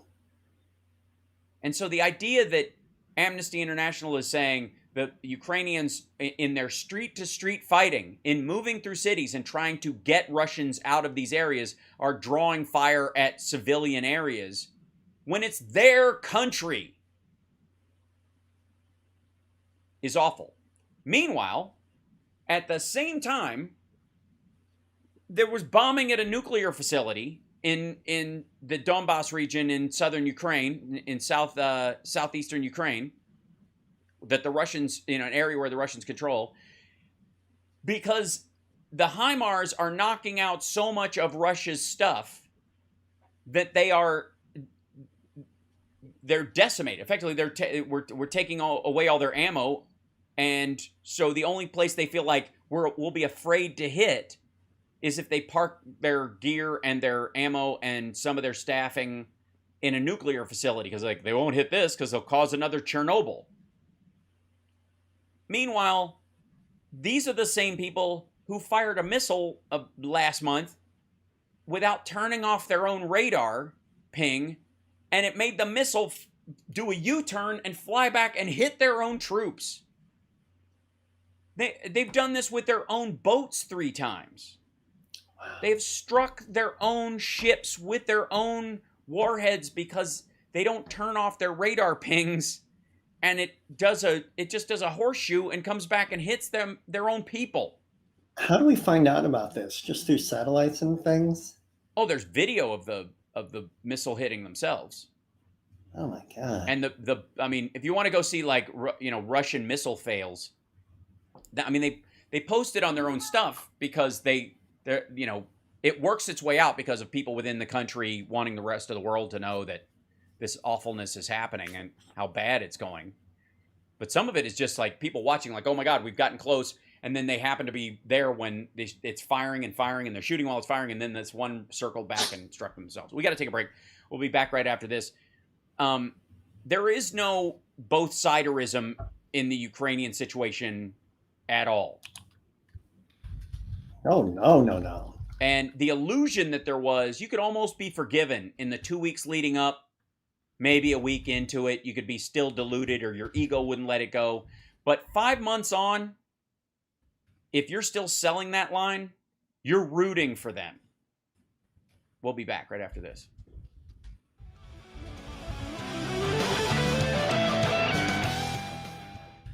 I just saw this story about Roger Waters defending I'm afraid of what your next thing is going to be. I shared a clip from an extensive interview with Pink Floyd founder Roger Waters that grew heated when the interviewer brought up the Russian invasion of Ukraine, which brought a virulent rebuke from the rock star. Smirkanish introduced this segment by noting that Waters is known for his controversial political views. He goes, "Are you an equal offender on this tour? I remember the last tour I came and watched very much about Trump. At the current show, there's a montage of war criminals, according to you, and a picture of President Biden on the screen. It says, just getting started. What's that all about?" Joe Biden is, Waters shot back, "Joe Biden is fueling the fire in Ukraine for a start. That's a huge crime. Why won't the United States of America encourage Zelensky to negotiate, obviating the need for this horrific, horrendous war? When you're blaming the party that got invaded, you got it reversed," Smirkanish protested. "Any war, when did it start? You can look at history. You can say it started on this day. It started in 2008. Okay, this war is basically about the actions and reaction of NATO pushing right up to the Russian border." He's buying that bullshit. What? Yeah, which they promised they wouldn't do when Gorbachev negotiated the withdrawal of the USSR. No, he didn't. First of all, the U.S., that was about reunification of Germany and then putting stuff in Eastern Germany. The USSR ceased to exist in 91. You don't keep negotiations with countries that don't exist anymore. And when the government changes entirely and you don't have a negotiation with them, why would you drop your pants when, oh, sorry, I beg your pardon. So you're no longer the USSR, you're back in 20. You're an alleged parliament, a Duma republic run by a former KGB guy. Oh, that's fine. Everybody, dismantle NATO. This guy's cool. Are you out of your mind? When you say this, then I have to say, what about our role as liberators? You of all people. Welcome back to the HAL Sparks radio program, Mega Worldwide. Welcome back. I mean, the back and forth, and the ignorance around the Ukraine war that's spread to, it comes directly from the propaganda arm of the GRU, the KGB, the FSB, their federal version of that, is an ongoing concern. Needless to say, it's getting harder and harder for them to convince people. One of the things that we dealt with over the last, 3 months especially, was the sanctions go on Russia, and we continue to ratchet them up. And the story comes like, the ruble is now the most powerful currency. It's the most resilient currency in the world, and obviously our sanctions did not work because of that. Well, first of all, the inflation rate in Russia is somewhere in the order of 21 to 32%. Some food items, the prices have gone up 56% on regular foodstuffs. Now, in the United States, and this is in Russia. In the United States, we've experienced inflationary pressures on food, and there were certainly ones that jacked up compared to others, but it was usually about availability and desire. It was a supply shock related thing. And the cost of these things, what affected them the most was transport costs, gas. The price of gas has affected the price of everything else. If you look at how Fox News has been tracking inflation and how it's impacting everybody else, these are the two things they play up, that that prices are way up without pointing out the fact that they are almost singularly up because of oil and gas supplies, because of the war in Ukraine, and that drives the price of oil up on the market. When you remove 5 million barrels a day of oil, of Russian oil from the system, everybody else has to make that up. If you have less of something, it costs more until you can produce more of it, in which case the price goes back down. It's been mitigating that way for a while now, and oil prices hit I want to say a 2018 low this week, $88 a barrel, after everybody a month ago was saying $170 a barrel minimum. We're going to $200 a barrel. It's just, right. Okay. So today it's 88.53 for the WTI. This is the current price of oil right now. What does that little negative red thing mean, Hal? That means it's going down. It went down a half a percentage point yesterday. At end of day, it had lost half a point. The futures on it are going even lower because world production has increased, refinery capacity is getting back where it was, and there's going to be one of the ways that we can attack Russia and some of these other bad players in the world is by lowering the price of oil, because their entire economy runs on the price of oil, not the value of oil as a fossil fuel for transportation. That's the difference in the United States. There is a lot of investment in fossil fuel in the United States in companies that produce fossil fuel. And so if you have pension plans and that kind of stuff, and they're invested in oil and gas companies, then, and if the price goes down, so does the investment of those pension plans, and therefore they can't meet their needs if a lot of their investments go that direction. Okay, that's understood. And so there's this kind of game that gets played about how much, how low we economically should allow it to go for, from a business standpoint, because if the bottom drops out of all these pension plans because of where their investments are, and this is, by the way, this is part of a trend away from these things over time, but you can't do it quickly. It doesn't work that way. It's going to be a slow moving, incremental change in where pensions put their stuff. That's what this ECG or ESG or whatever the score, ESB, forget right now. But this environmental, social, and government ESG score that tells you whether this is a good company or a bad company to invest in. A lot of that is about whether it has a future or not. Whether it's in a stable country, where the industry is in a stable country that will actually withstand the next decade, will be able to play nice, will not get kicked out because of sanctions at some point, and whether or not it's environmentally stable, meaning if we're going to move away from that technology because it's toxic, it's better to invest in, if you're investing, especially a pension plan, long-term in something. The ESG scores are really meaningful to you because it tells you whether the business is going to be there in 10 or 20 years by its own hand, not because governments will regulate it out of existence. Now, there's a huge difference between that investment structure being the, why you need, why the price of a barrel of oil matters in the United States versus Russia, Saudi Arabia, and other countries, and Venezuela even, where they're, in many ways, the value of their currency legitimately, materially, is pinned to the production of and the transportation of oil. If the price tanks for Russia, they're doing more work for less money the lower the price of oil gets. Right now, Russia's break-even price for oil is $50 a barrel. That it costs them $50 a barrel to basically get it out of the ground and get there. Anything over 50 is profit. And because it's in the millions and millions and millions of barrels a day, it stacks up over time. It's nearly exponential. However, because they can't sell it to the European market and the normal market price. They have to sell it on the black market, which is a lower price than what's in the normal market. It's cheaper because it's illicit. It doesn't go through the normal channels. And so when there's, when Russia, for example, sells oil to China now, or even to India or someplace, there's a huge difference between selling that oil directly to Europe, where you can put it in a pipeline and it's there in a matter of hours, minutes, whatever, and the 36 days it takes a tanker to go from the port in St. Petersburg or wherever they end up getting it out in the Black Sea to the south of, the South China Seas and over there. That's a huge distance.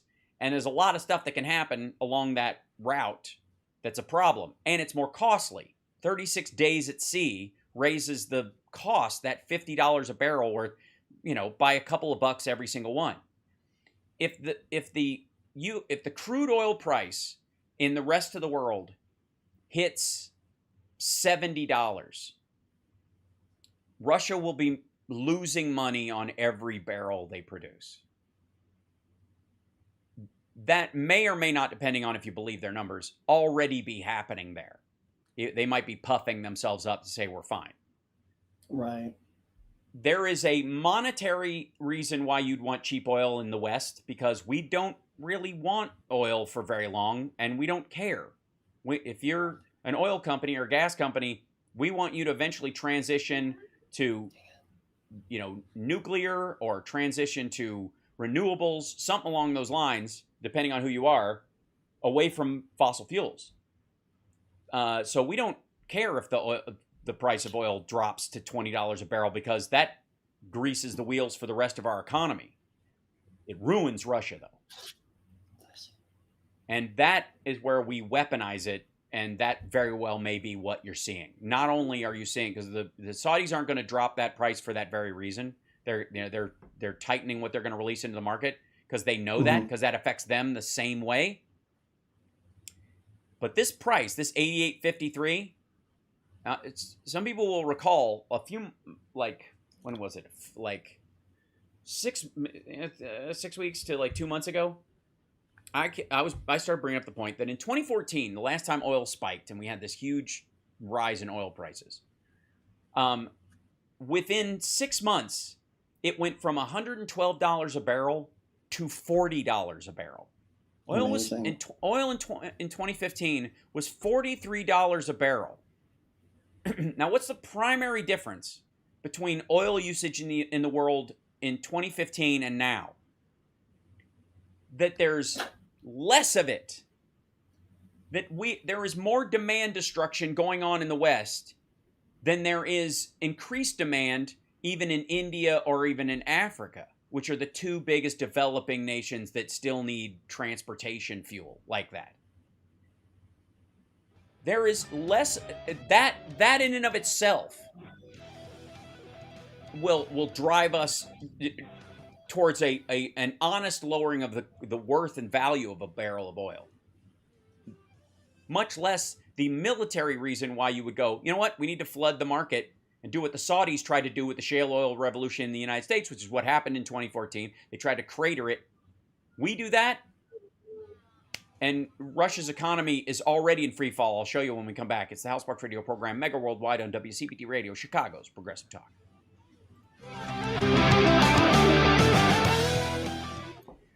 Johnny, do you see that? Can you read that well enough? I read the headline okay.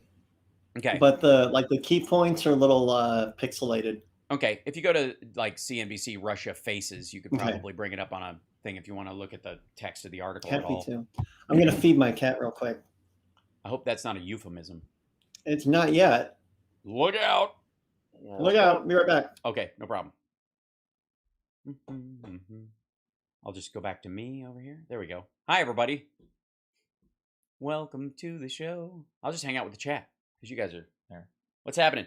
By the way, welcome trolls. Apparently we have a couple. It's nice to have you here. I'm very sorry that you don't upset people in my chat the way you do other people. We kind of shrug it off here. But you can keep trying. try. You should. You know what? You should actually try harder. Stop. Don't couch what you're feeling emotionally in a way that you think will be kind of like smarmy and smirky. Just tell them who you really are, because it's really the only way that, you're just going to have to let your freak flag fly, as it were, because that'll be the only thing where people are like, ugh, gross. But you have to keep your language, within due bounds. We are, that you're in someone else's house. And that's the other thing too. If you come into somebody's chat room and just kind of spew awful, is that the kind of house guest you are? And if so, isn't that a sign of awful character on your part? I mean, why would the world want to be run by someone like you, or who thinks like you, or supports someone like you, if that's how you act in another person's house? And you know what I mean? Doesn't that just point to a lack of ethics and character and a moral weakness on your part? I mean, besides your anger issues? I mean, here's the thing. Maybe one day you'll walk into some chat room like mine, and you'll go, you know what? Maybe today I put my awful on pause and listen, and maybe I'll hear not what I'm supposed to hear, but what the actual words are saying. I want to go into a show room and watch it and go, huh, Glenn Beck and Ben Shapiro and Jimmy Dore are all telling me this is what I'm hearing, but when I actually listen, that's not what I'm hearing at all. Huh. Maybe, just maybe, those guys are full of shit, man. Just, it's a thought. It's an idea. Is Johnny back? Hold on, because I won't be able to see him. Is he back? Isn't it? Nope. They should stay on Truth Social. I don't know. I mean, Truth Social censors more than Twitter does. On Twitter, you can there's a sensitivity setting that you can set yourself, that if you don't want to see certain awful, it will automatically blur it out for you. That's automatically set on Truth Social to like anything they don't like. If nothing shows is better at showing what they're about than that. John is back. Hold on. An operation. There he is. Hey. What, you had an operation? What happened? No, feeding the cat's a bit of an operation. It's a couple different places. I a little bit of mixing. Right. Hype train. Look how happy. Mm-hmm. You're live right now, right? Oh, no, I didn't know that. Are we back? Yeah. Oh, Kate that's McCucci lovely. played already. Yeah. Oh, I didn't hear that part. Beg your pardon. Welcome back to the show. Look at that, Johnny. We were having such a good time. Yeah. Talking Your to you. hands smell like tuna Doing house. my thing. And then apparently we were just taking care of the cat. Welcome back to the show. It's the House Radio Program, Mega Worldwide. Don't forget, it's Subscription Saturday. So subscribe on Twitch or on YouTube or both. I like both. Or both else. Is good. Both. Huh? Huh? Or what? Who? Or else? No. I don't threaten people at all. I mean, this should be voluntary. You know what a big fan of democracy I am? People should do it because they want to do it. And they should be I've been happy. doing a thing at the at convoy shows. About halfway through, I'll walk up to the mic and say, I think this bears mentioning. You're free to go.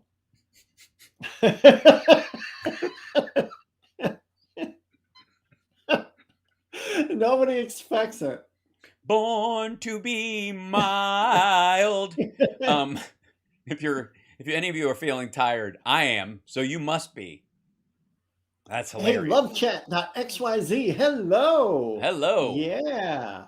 And thank you, Natalie, for the super chat as well. And by the way, thank you guys for gifting subs on Twitch as well. If you have Amazon Prime, it doesn't cost you a dime to have your own sub, but you can always gift them to other people as well. All right. Yep. So when I was getting to, before we went to break and came back from it sight unseen, mysteriously, because I was hiding from the truth was I was hiding the fact that Johnny was indisposed, I would say. No, yeah, the cat was indisposed. You should see what I wear while I feed my cat. I well, I don't. You know what? My subscription to your OnlyFans lapsed because I know I need to post more. No, because I was using a Target gift card to pay for it, and it apparently the number they caught on. So before we went to the break, the point I was trying to make about the price of oil, and that there was a strategic reason to collapse the price of oil between us and Russia. Not just that we don't want to run our cars and our economy on, rotting dinosaur goo for the rest of time, but that we would also like to, and I still don't understand why Republicans, like the maggots especially, don't understand the off-grid potential of solar and then electric vehicles. I don't know why they don't get it. Do you? Because if you had an electric car and a series of solar panels and a battery system, and then you could be hooked up to the regular electrical grid if you wanted to be, but even if you don't want to be, once they reach a certain level of efficiency, you could charge up your car, go 200 and some odd miles, if as we get this technology better, without ever being hooked up to anybody else. You don't have to wait for some Saudis to pull some goo out of the ground or some Russians to do it or even anybody here to do it. Turn it into a fuel, refine it, put it in a place where you have to go pick it up, put it in your vehicle. That sounds so weak to me. It does. That sounds really weak. It's a little silly, especially if we can improve on it, and I think that we should. Especially when the last people on Earth who are making this stuff and holding this stuff and saying, I have this stuff, so you can't, and you got to do what I say, or I won't give you this stuff, are some of the worst people ever. You'd think we didn't learn that after 9/11. Remember that? There was a big turn, I will say. There was a big turn away from that kind of stuff after 9/11 when people recognized we need to stop getting our, there was a bridge that was built between the no war for oil crowd and the why are we giving money to people who hate us crowd. Yep. And for a little while, there was an understanding. And I don't think that understanding has to go away. I think that can be revived. As a matter of fact, I think it lives on as an understood in many ways. But there's a bit of like, I don't know if it's anti-feminism or anti-feminine or anti-gay. Because, I'm not a big fan of the phrase homophobia because these people aren't scared. They have a character defect. That driving an electric car is weak because it goes bzz instead of and that's it. That's the whole thing. Like the Marjorie Taylor, that's it. Even though they're fast as balls. Oh yeah, and like it's crazy. It's like being on a roller coaster when they take off. You ever do California Adventure? And if you ever go there, they have the what's now the Incredibles ride, but it was another kind of generic one, California Dreamin' originally, and it starts with a maglev pull to shoot you into the first few loops, and it takes off so fast. It's like it more than any other roller coaster I've ever been on. It's shocking when it takes off. It's like those ones that ramp up. Go vroom vroom. People go so far as to put little kazoos on their exhausts to make their cars sound louder. The exhaust kazoo is something I will never abide. Yeah, I agree. Ever. I don't think that solves the machismo problem. Isn't going to do it. No. And I really think it's supposed to. Maybe if you put 1,000 of them. This will get Vin Diesel to put me in his movie. Right, yeah. So it's about family. So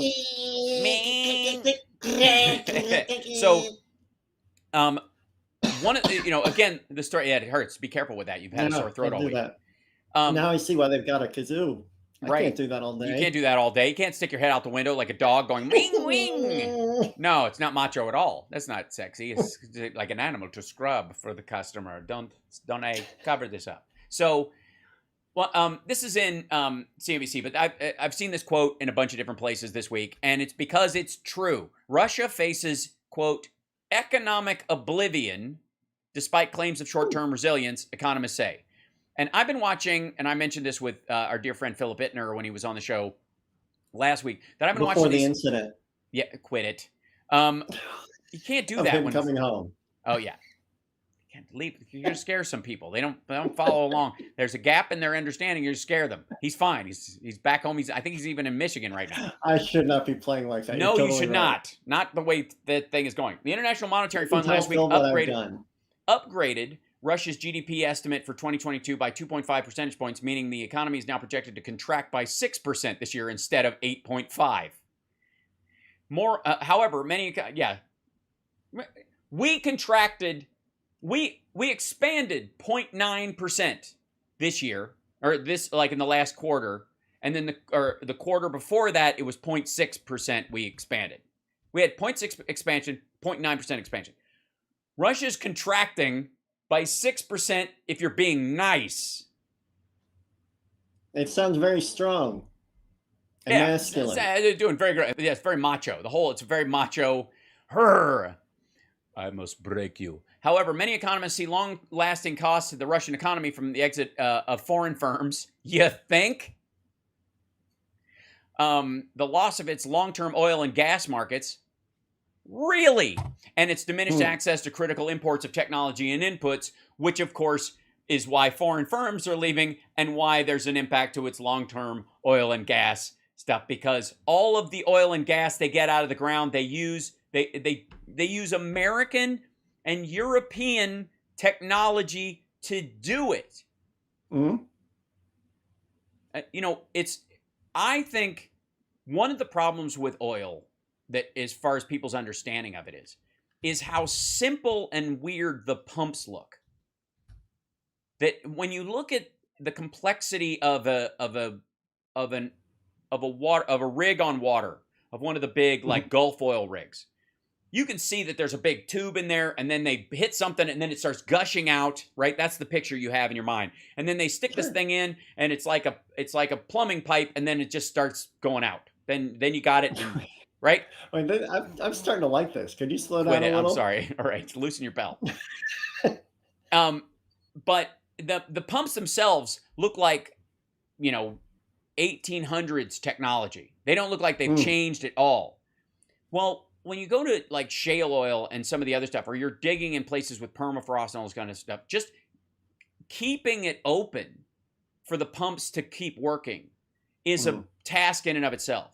And one of the ways that the American economy, the reason we've added so much oil and gas is because we have one pump and it sprawls out with these tubes for miles in some cases in either direction. We have multiple ports going down into the ground, and then the oil comes up from into this source, and an enormous amount can come out through one nozzle.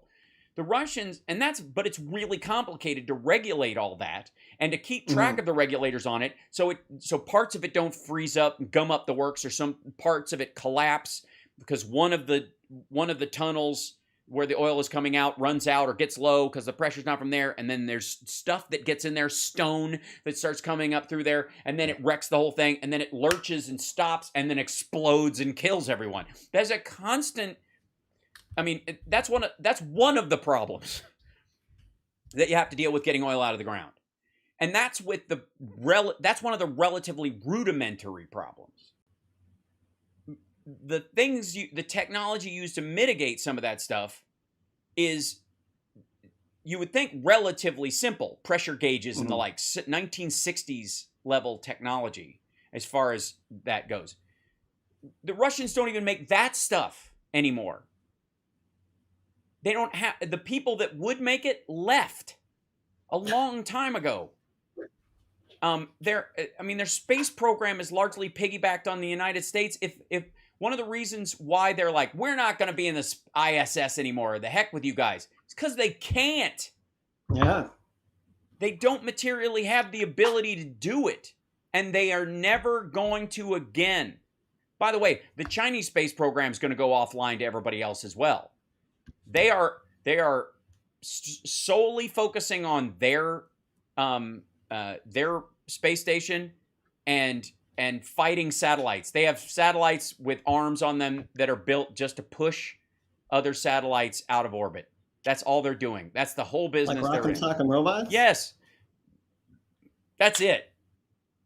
The big story, of course, and we got to end the show, and I appreciate you guys being here. We're going to try and get Philip on as a guest. He's back home, live in studio over the next couple of weeks. We'll see how we can make that happen. But yeah, I know he was excited about having his technology be more stable. Yeah, and it'll be good. I want people to watch over the next week or so the stories about how China's no longer going to be negotiating with us on drugs and law and any kind of the space program and military stuff. They've been lying about all those things for the last 6 years. Right. There's nothing new except we now no longer have to pretend that they're even players. And the same thing is true about Russia. We just no longer have to pretend that they're an honest player anymore. We should be relieved to some degree if they weren't so awful. And that rocket dangerous. did finally fall to Earth, Amos. Yes, it did. And it landed in the sea. Yeah. But anyways, take care of yourself and take care of somebody else. This is the HAL Sparks Radio program, Mega Worldwide. And remember, as the primary the next week come up, or the elections this fall, if you have you're ever confronted with a choice that you believe is the lesser of two evils, choose less evil. See you next week.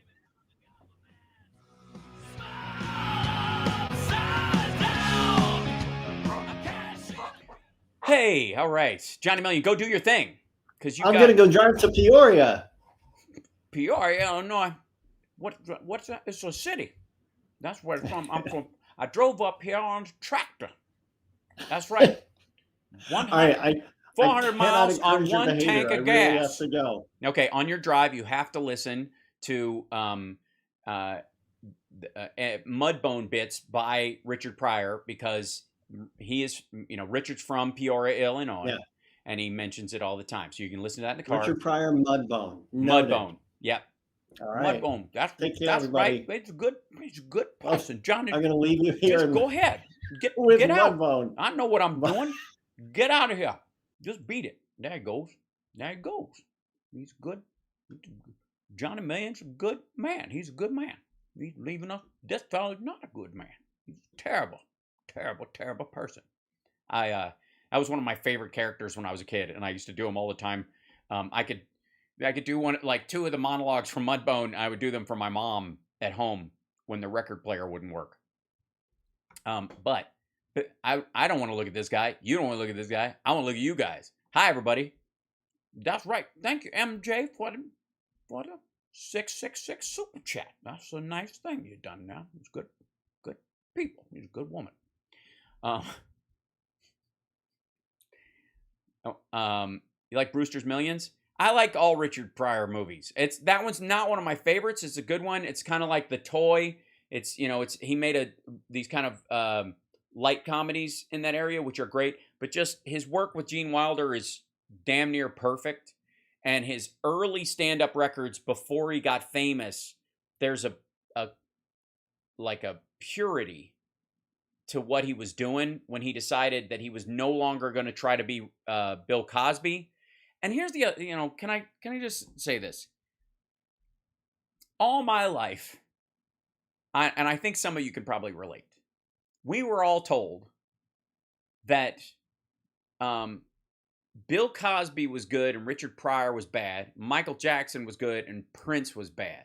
And I always backed Richard Pryor and Prince. I appreciated the work, Bill Cosby and Michael Jackson. I had my phase where I enjoyed their stuff, but long game, the importance of Richard Pryor and the importance of Prince had more depth, and ultimately those two gentlemen turned out, with all of their issues, to be fucking gems. Richard Pryor, if you ever watch him, watch old interviews with him on Johnny Carson, his sweetness and honesty and his sort of genuineness was there. And in a way that if you go back and watch Bill Cosby, there's something going on with him, like a lot of comics, where I'm smarter than I'm saying I am to you.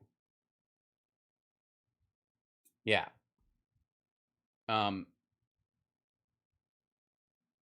Yeah, well, Richard was honest in a way that Paul Mooney was incapable of doing. Paul Mooney was always putting on a front because of his life circumstance, we'll just say, where Richard never had that filter, didn't have it, didn't need it, or just knew he had to live without it. But Richard as a person, even with his drug use, even with his issues, even, shooting his car because he was angry, and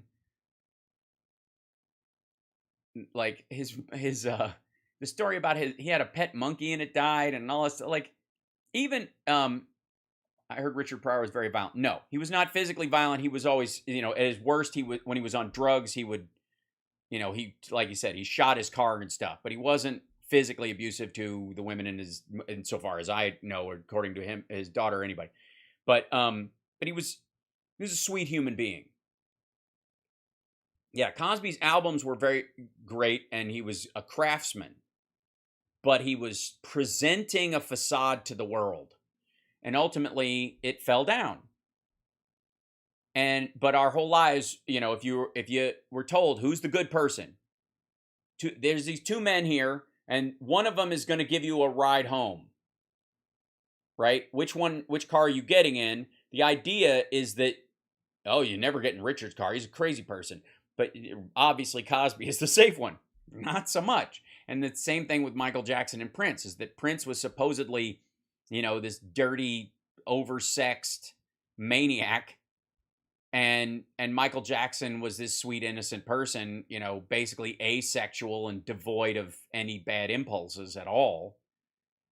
And that obviously turned out not to be true. Trump is speaking at CPAC. No point covering his rally because it was all the usual poop. Oh, thank you. Yeah, I mean, it's going to be the same stuff. I just wanted to see him, I want to see his new wig.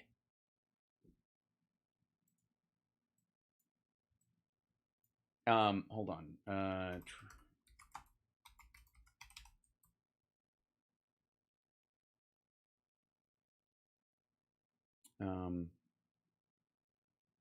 Let's see if I have this.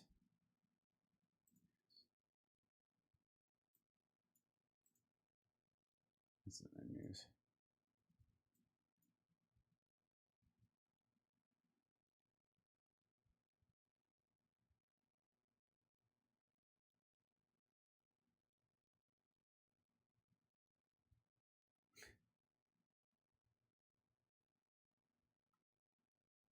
All right. Yeah, I'll have to find it on Twitter. Like, there we go. Hold on. See if I can dig it up. New orange makeup? I don't know. Yeah, Biden tested negative. I mean, that's one of those things where it's an inconsistent thing as far as the antibodies. It's more about the tests. So, oh, and Bob Seska is going to be on my morning show on Monday. I'm going to have him come on and be a guest. Because I've got the guest set up and it's actually working now and I trust it, I'm going to start to see if some people want to come on and have a chat on the Monday morning show, if that's cool. And Bob has wonderfully volunteered to be my guinea pig for that. Let's see. Let's see. Let me find Randy's thing and I'll show you what why she. Yeah. Randy, singer's a good person here.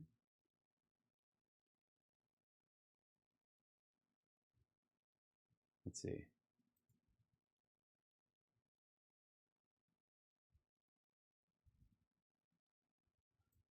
Someone's going to have hell to pay.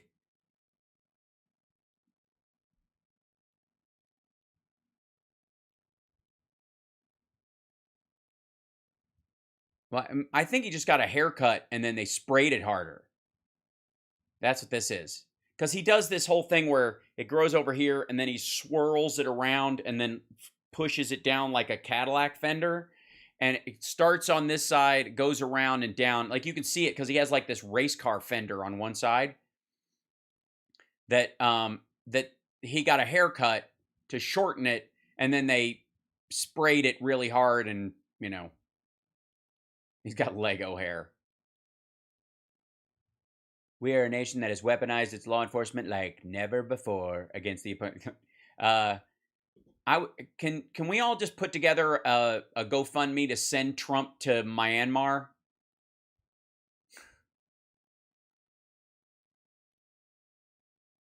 Oh my God. Did he really say lock him up?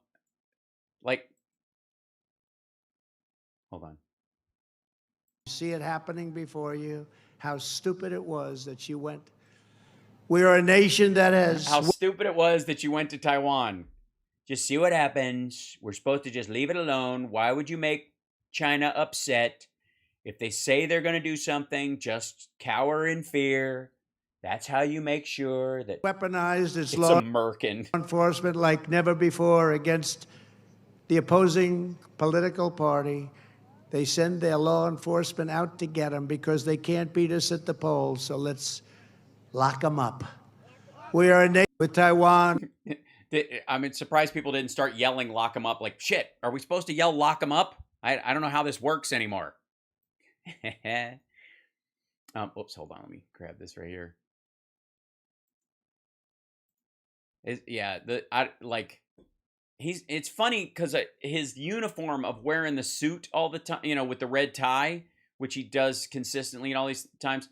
There's a point where it's not quite like Woody Allen's glasses, you know, where it just becomes a constant thing, or Groucho Marx's mustache, you know, and glasses. Like it's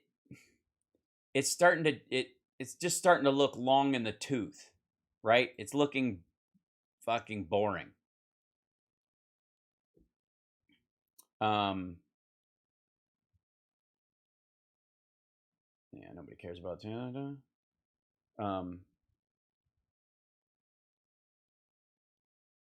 Uh-oh. YouTuber. Why are they saying YouTuber?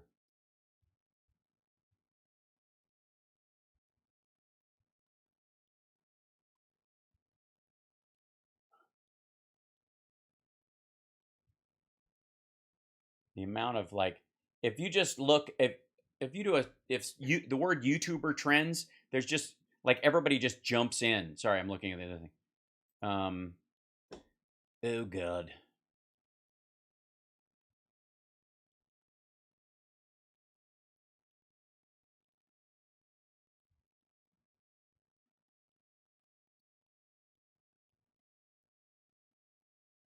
Okay, so he did a thing about the what's called the fat acceptance movement. Oh, and he had, look at that. He had Matt Taibbi on. What are the odds? He was on there he's making the rounds. He was on there talking freedom of speech.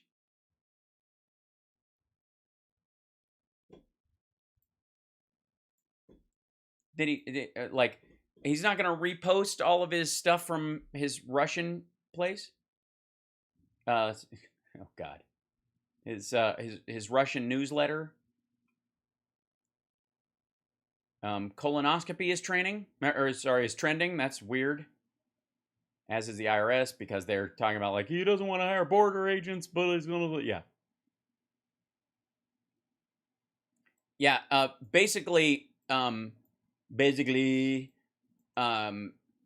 interestingly enough, Mar has almost become a rehab spot for, lean lefties who've gone right, like Matt and Glenn Greenwald and others who are basically just going where the power and the money are.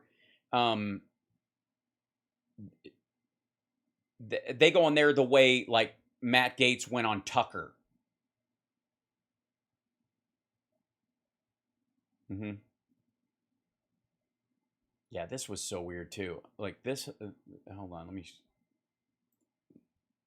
The folks. They had this person pretending to be. But deliver us from evil. For thy is the kingdom. There's this dude in here crying in a cell, pretending to be a Jan 6 detainee in an orange jumpsuit and a MAGA hat, and Marge went in there and.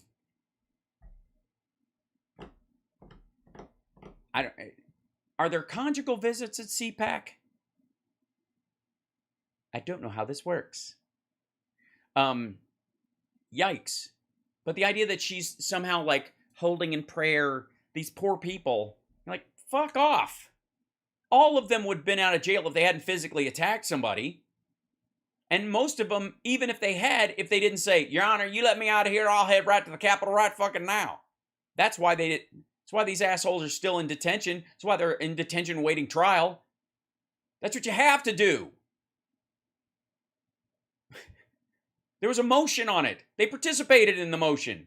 They tried to get bail, or they tried to get bond, or they tried to get, released to their families' custody, or on their own recognizance and all this. And there's a reason why the judge said no to some of these people. It's because they're too fucking violent.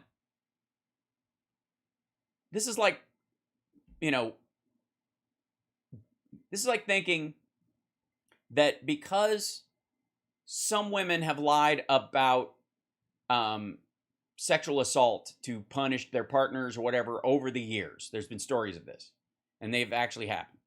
That because of that, you want a serial rapist with a huge amount of evidence against them to be released on their own recognizance awaiting trial.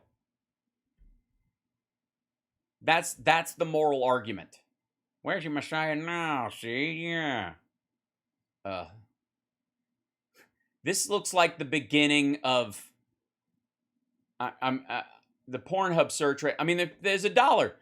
Hold on. They're getting tips. Somebody put $1 on the ground. They're like, here, buy some shoes. There's a picture. Oh, this is supposed to be a picture of his wife or something. He is technically, I do appreciate that he's in here, but he's wearing his lanyard as a booth holder at CPAC so that no one comes and thinks he's a real escaped prisoner. Why are they throwing tips? I mean, I don't know what the follow-up looks like.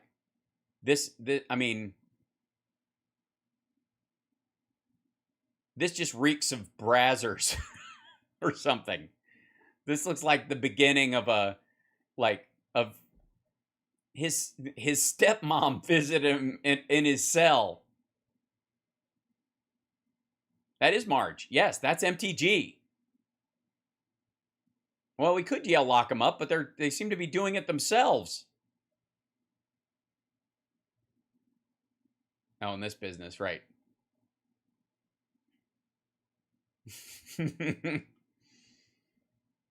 I'll take that. The meme fairy.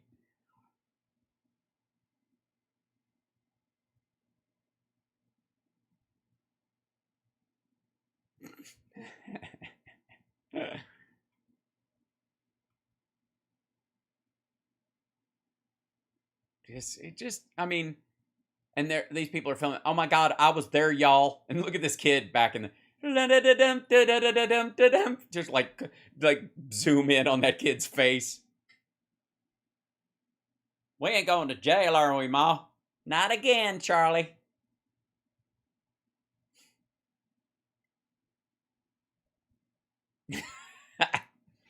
What would Jesus do? Oh, for fuck's sake. Come on.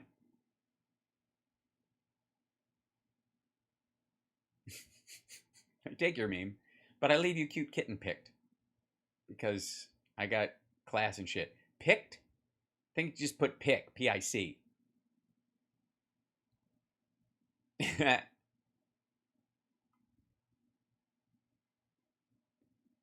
Capital attack convict uses performance art to highlight case. Oh my God. They're so... Oh my God. Weeping in a cage as he brings his silent disco performance. You can listen to the whispers and the sounds and the... I was a person once. Get the fuck out of here. I was a person once. Now I'm just an inmate. I'm B271545. A bell rings, I stand up. A bell rings, I sit down. I'm exactly what you want me to be. I was in charge of the Cook County Jail. Real words said by Charles Manson. A performance was hit with attendees who crowded around for a better... I'm so touched. Do you want to listen to what he's saying? No, I don't know if I can take it. Hun, do you think this jacket is too much? Too much? Clink. Oh my God, you bought one too! Yeah, this is Nerd Halen. We will be at the Monsters on the Mountain outside of Chattanooga, Tennessee in a couple of weeks. I'll be doing stand-up on the night of the 18th. We got a show on the night of the 19th. And then we head off to Texas, where we're doing a show on the 20th. We're like a real touring band now. It's crazy. I would like to point out, if I may, this is all a lie. Not because it's a shocking exaggeration and a bunch of bullshit to try and manipulate people. Because there is no toilet in that cell. There's also bars on all the walls. So what is he in, some sort of center fight cage? In theory, in the middle, it's like some Western holding cell in the middle of town. Oh, it's totally staged. I mean, that's hilarious. How can you heckle this? It's performance art. That's true. I may not know art, but I know what I hate. There's 2 bunks and one inmate, and no toilet. I mean, come on, follow through, man. You want a real piece of performance art? They make me shit in a bucket. I'm about to show you how. Otis the Town MAGA. He's been in there for almost 40 hours. Let's see how long before he has to take a shit. He's David Blaine in an orange jumpsuit. Oh, the MAGA Mall. All made in China. Oh my God, there's an eagle flying with a flag and apparently Trump hiding from it. Like, ah! It looks like Pee Wee Herman. The fuck? Ah! Get out of here, you. Quit. I don't want that. Get this out of here. Look at that. Oh. That looks like Mike Lindell's body. How are they not fucking with him? What is this? It looks like he's running from the eagle that's attacking him with the flag. Like the eagle's going, try to fuck this one, you creep. And he's like, oh, I didn't mean to rub my dick on it. Leave me alone, eagle. For real? That looks like something I would have made for a sexy liberal sketch.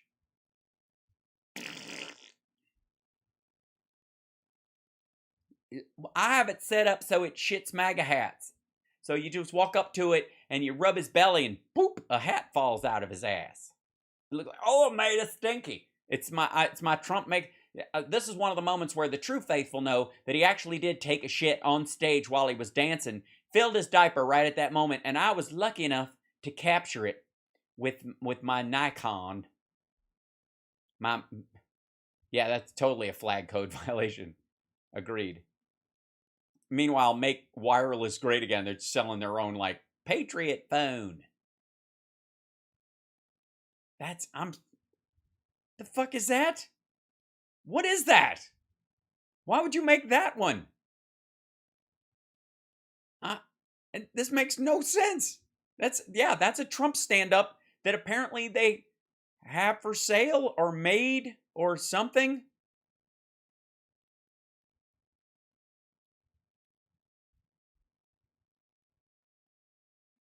Ugh. TheMagaMall.com. All right. I'm thinking about my legal bills and how the fuck I'm gonna explain to the court why I was beating a police officer and hit him so hard by shoving him against a door that he chipped his spine. Oh God, I just realized something. This isn't a toilet. It's a flat chair. For $20 you can come in and the chair is see-through and he'll hotbox you for his legal defense fund. This is not good. Maybe I'm not. These are his backup singers, by the way. That's why he's touching his ear. Do you do? Maria Butina is not aging well.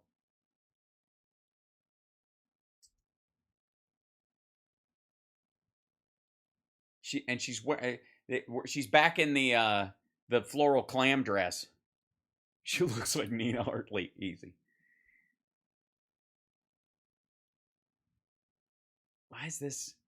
Are the lights? Is this what flash? This is what flash photography.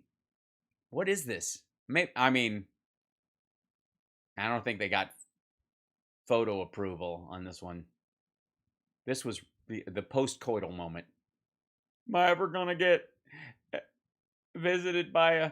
Oh, careful what you wish for. Keep your eyes closed. She'll be gone in a moment. Oh my God, I've never seen something so disgusting in my whole fucking life. Honey, I'm losing the one erection I can still get.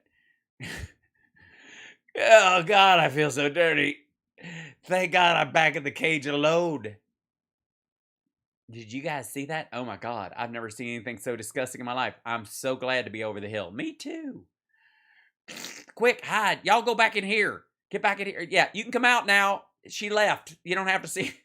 Yeah, come on out. These people were all hiding behind our tarp, so they didn't have to watch that happen. And scene. Thank you. Yeah, I know. We're all this dog right now.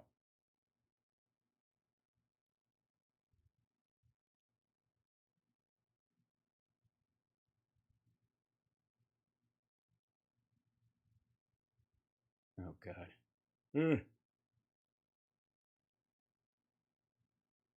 I love these stories at the end of things. Like, these are kind of news stories too. News organizations. By the way, if you want to ruin your status as an online paper, keep doing those things. Those fake stories at the end that people buy space to use, because it makes your site look like shit, and your trust your trust quotient goes in the shitter.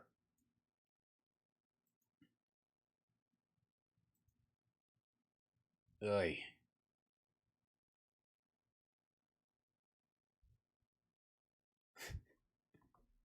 Hold on. Whoops, wrong one. Where's this? Why is this in here? Oh, it's because of this one. Hold on. Comms. There you go. Only God can judge me. I already did. You're a fucking asshole. It's funny. And they say the left can't meme. I think we do just fine. Look, son, an attention whore. Oh, this, yeah. Die su domine, dona eis requiem. Die su domine. Control Alt Smite.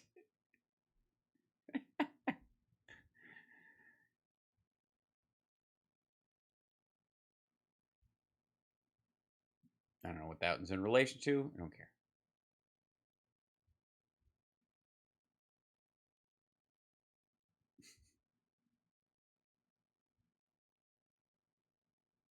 Yeah, this is a famous one that's been going around for a while. Oppression, conservatives, and then you back up and the kid's got the boot on his own head, right?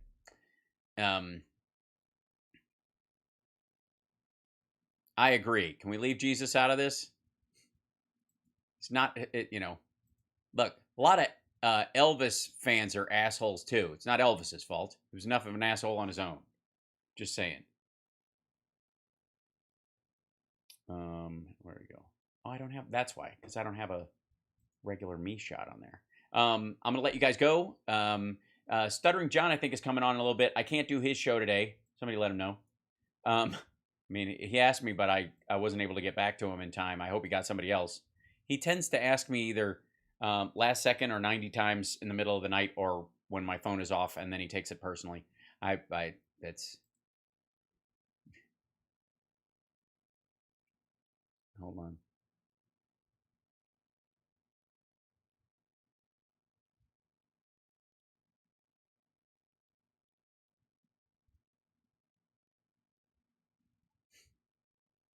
Alex Jones was right is trending. So needless to say, let me show you this before I go out. Alex Jones was right. Rightfully ordered to pay San Diego parents $50 million. Okay, comrades, to fix your Russian cubicle farm. Bullshit trend for you. Well done, Tara. And hi, chat room. I'll let you guys go as well. Let me stretch this out here so we don't have as many of you folks in here as possible. Let's go to comms. This will be easier. Anyways, I'll see you guys on Monday for the morning show, and Bob Seska is going to join us for the second hour to chit chat, and who knows, it might even turn into its own podcast. You know, like the second hour, like an hour-long podcast. That's not a bad thing, right? Audio-wise, you know, if I can keep from showing people like their videos and that kind of stuff while they're on the show, and keep it, pretty listenable. Yeah. Alex Jones is fucked. Yes. But again, he'll make enough money and have enough backing to keep himself afloat in, financially in a way that he does not deserve because he's already built the audience. This is why we saw a big trend in celebrity towards fame over anything else. Fame is more important, than any other factor. That's because rich and famous, of both of those, rich is easier to take away. If you're no longer rich, you can still be famous, and people will still say hi to you and buy you lunch and all that kind of stuff, and it's really weird. You can be, on the skids and formerly famous or famous, and there's still like a crowd of people who will be nice to you. There might be people who will still mock you, but the attention is still there, and that attention is worth something. It is a valuable commodity in modern life. And so he'll always be able to play that, that card of being known as this person and end up, building a whole other show around that kind of stuff and keep himself afloat. Until people just decide, enough of this asshole, we're done. On their end. But as long as he still has that audience, and this is one of the reasons, by the way, why Mike Lindell was saying the worst thing they can do is ignore you. He said that in one of the clips we did yesterday. He's right. It's the only real impact and it can happen overnight, because if you just stop talking about it, people go, what happened to that story? You have to mock them incessantly for a period of time. They're like, first it's ridiculed, then it's open, then it's attacked, then it's accepted as fact. That's true in reverse too. Some things that are like are violently opposed, accepted as fact, ends up being temporarily is violently opposed and then mocked and then forgotten about. You almost have to get out of it the way you came in, except for the violence part, I would say. Thanks, Treva. I try to be useful as well as ornamental. That's my mom's only, my mom's main advice. Make yourself useful as well as ornamental. So I will leave that to you as well. Am I doing the rally later? Yes, I will do it late tonight. I'll do it probably 8 o'clock my time. Sorry about the hour, but people can watch it at their leisure if they feel like the need to be tortured. I almost feel like I do these to get them out of the way, just so that we can, because I don't want it to stand without mockery, and I also want to push back on the lies that he tells and go, no, you don't get to skip just because you're boring. So that one, and possibly the CPAC one this weekend, I'll do those because they, he deserves to be called out and mocked.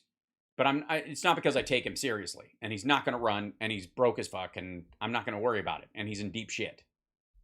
So I don't do it out of, there might have been a point where, like, right after January 6th, like, we got to remind people this guy's an asshole. Now it's just, we got to remind him that he's an asshole. Yeah. I know he was late 2 hours. That's why doing it live doesn't make any sense. Jesus. So, anyways, much love to you guys. Take care of yourself and take care of somebody else. And I will see you on, some of you for the rally thing. I'll do it. It's an extra show, so I'll do it when the timing will be later tonight. And then definitely the Monday morning show. So there you go. I will see you guys soon. Take care of yourself, and thank you for joining me. And don't forget to subscribe and like and all the stuff I forget to say. I always forget to say it. Also, there's the Venmo. You can help that way. Okay. I'm getting better at it, but it's silly. Okay. Much love. Bye.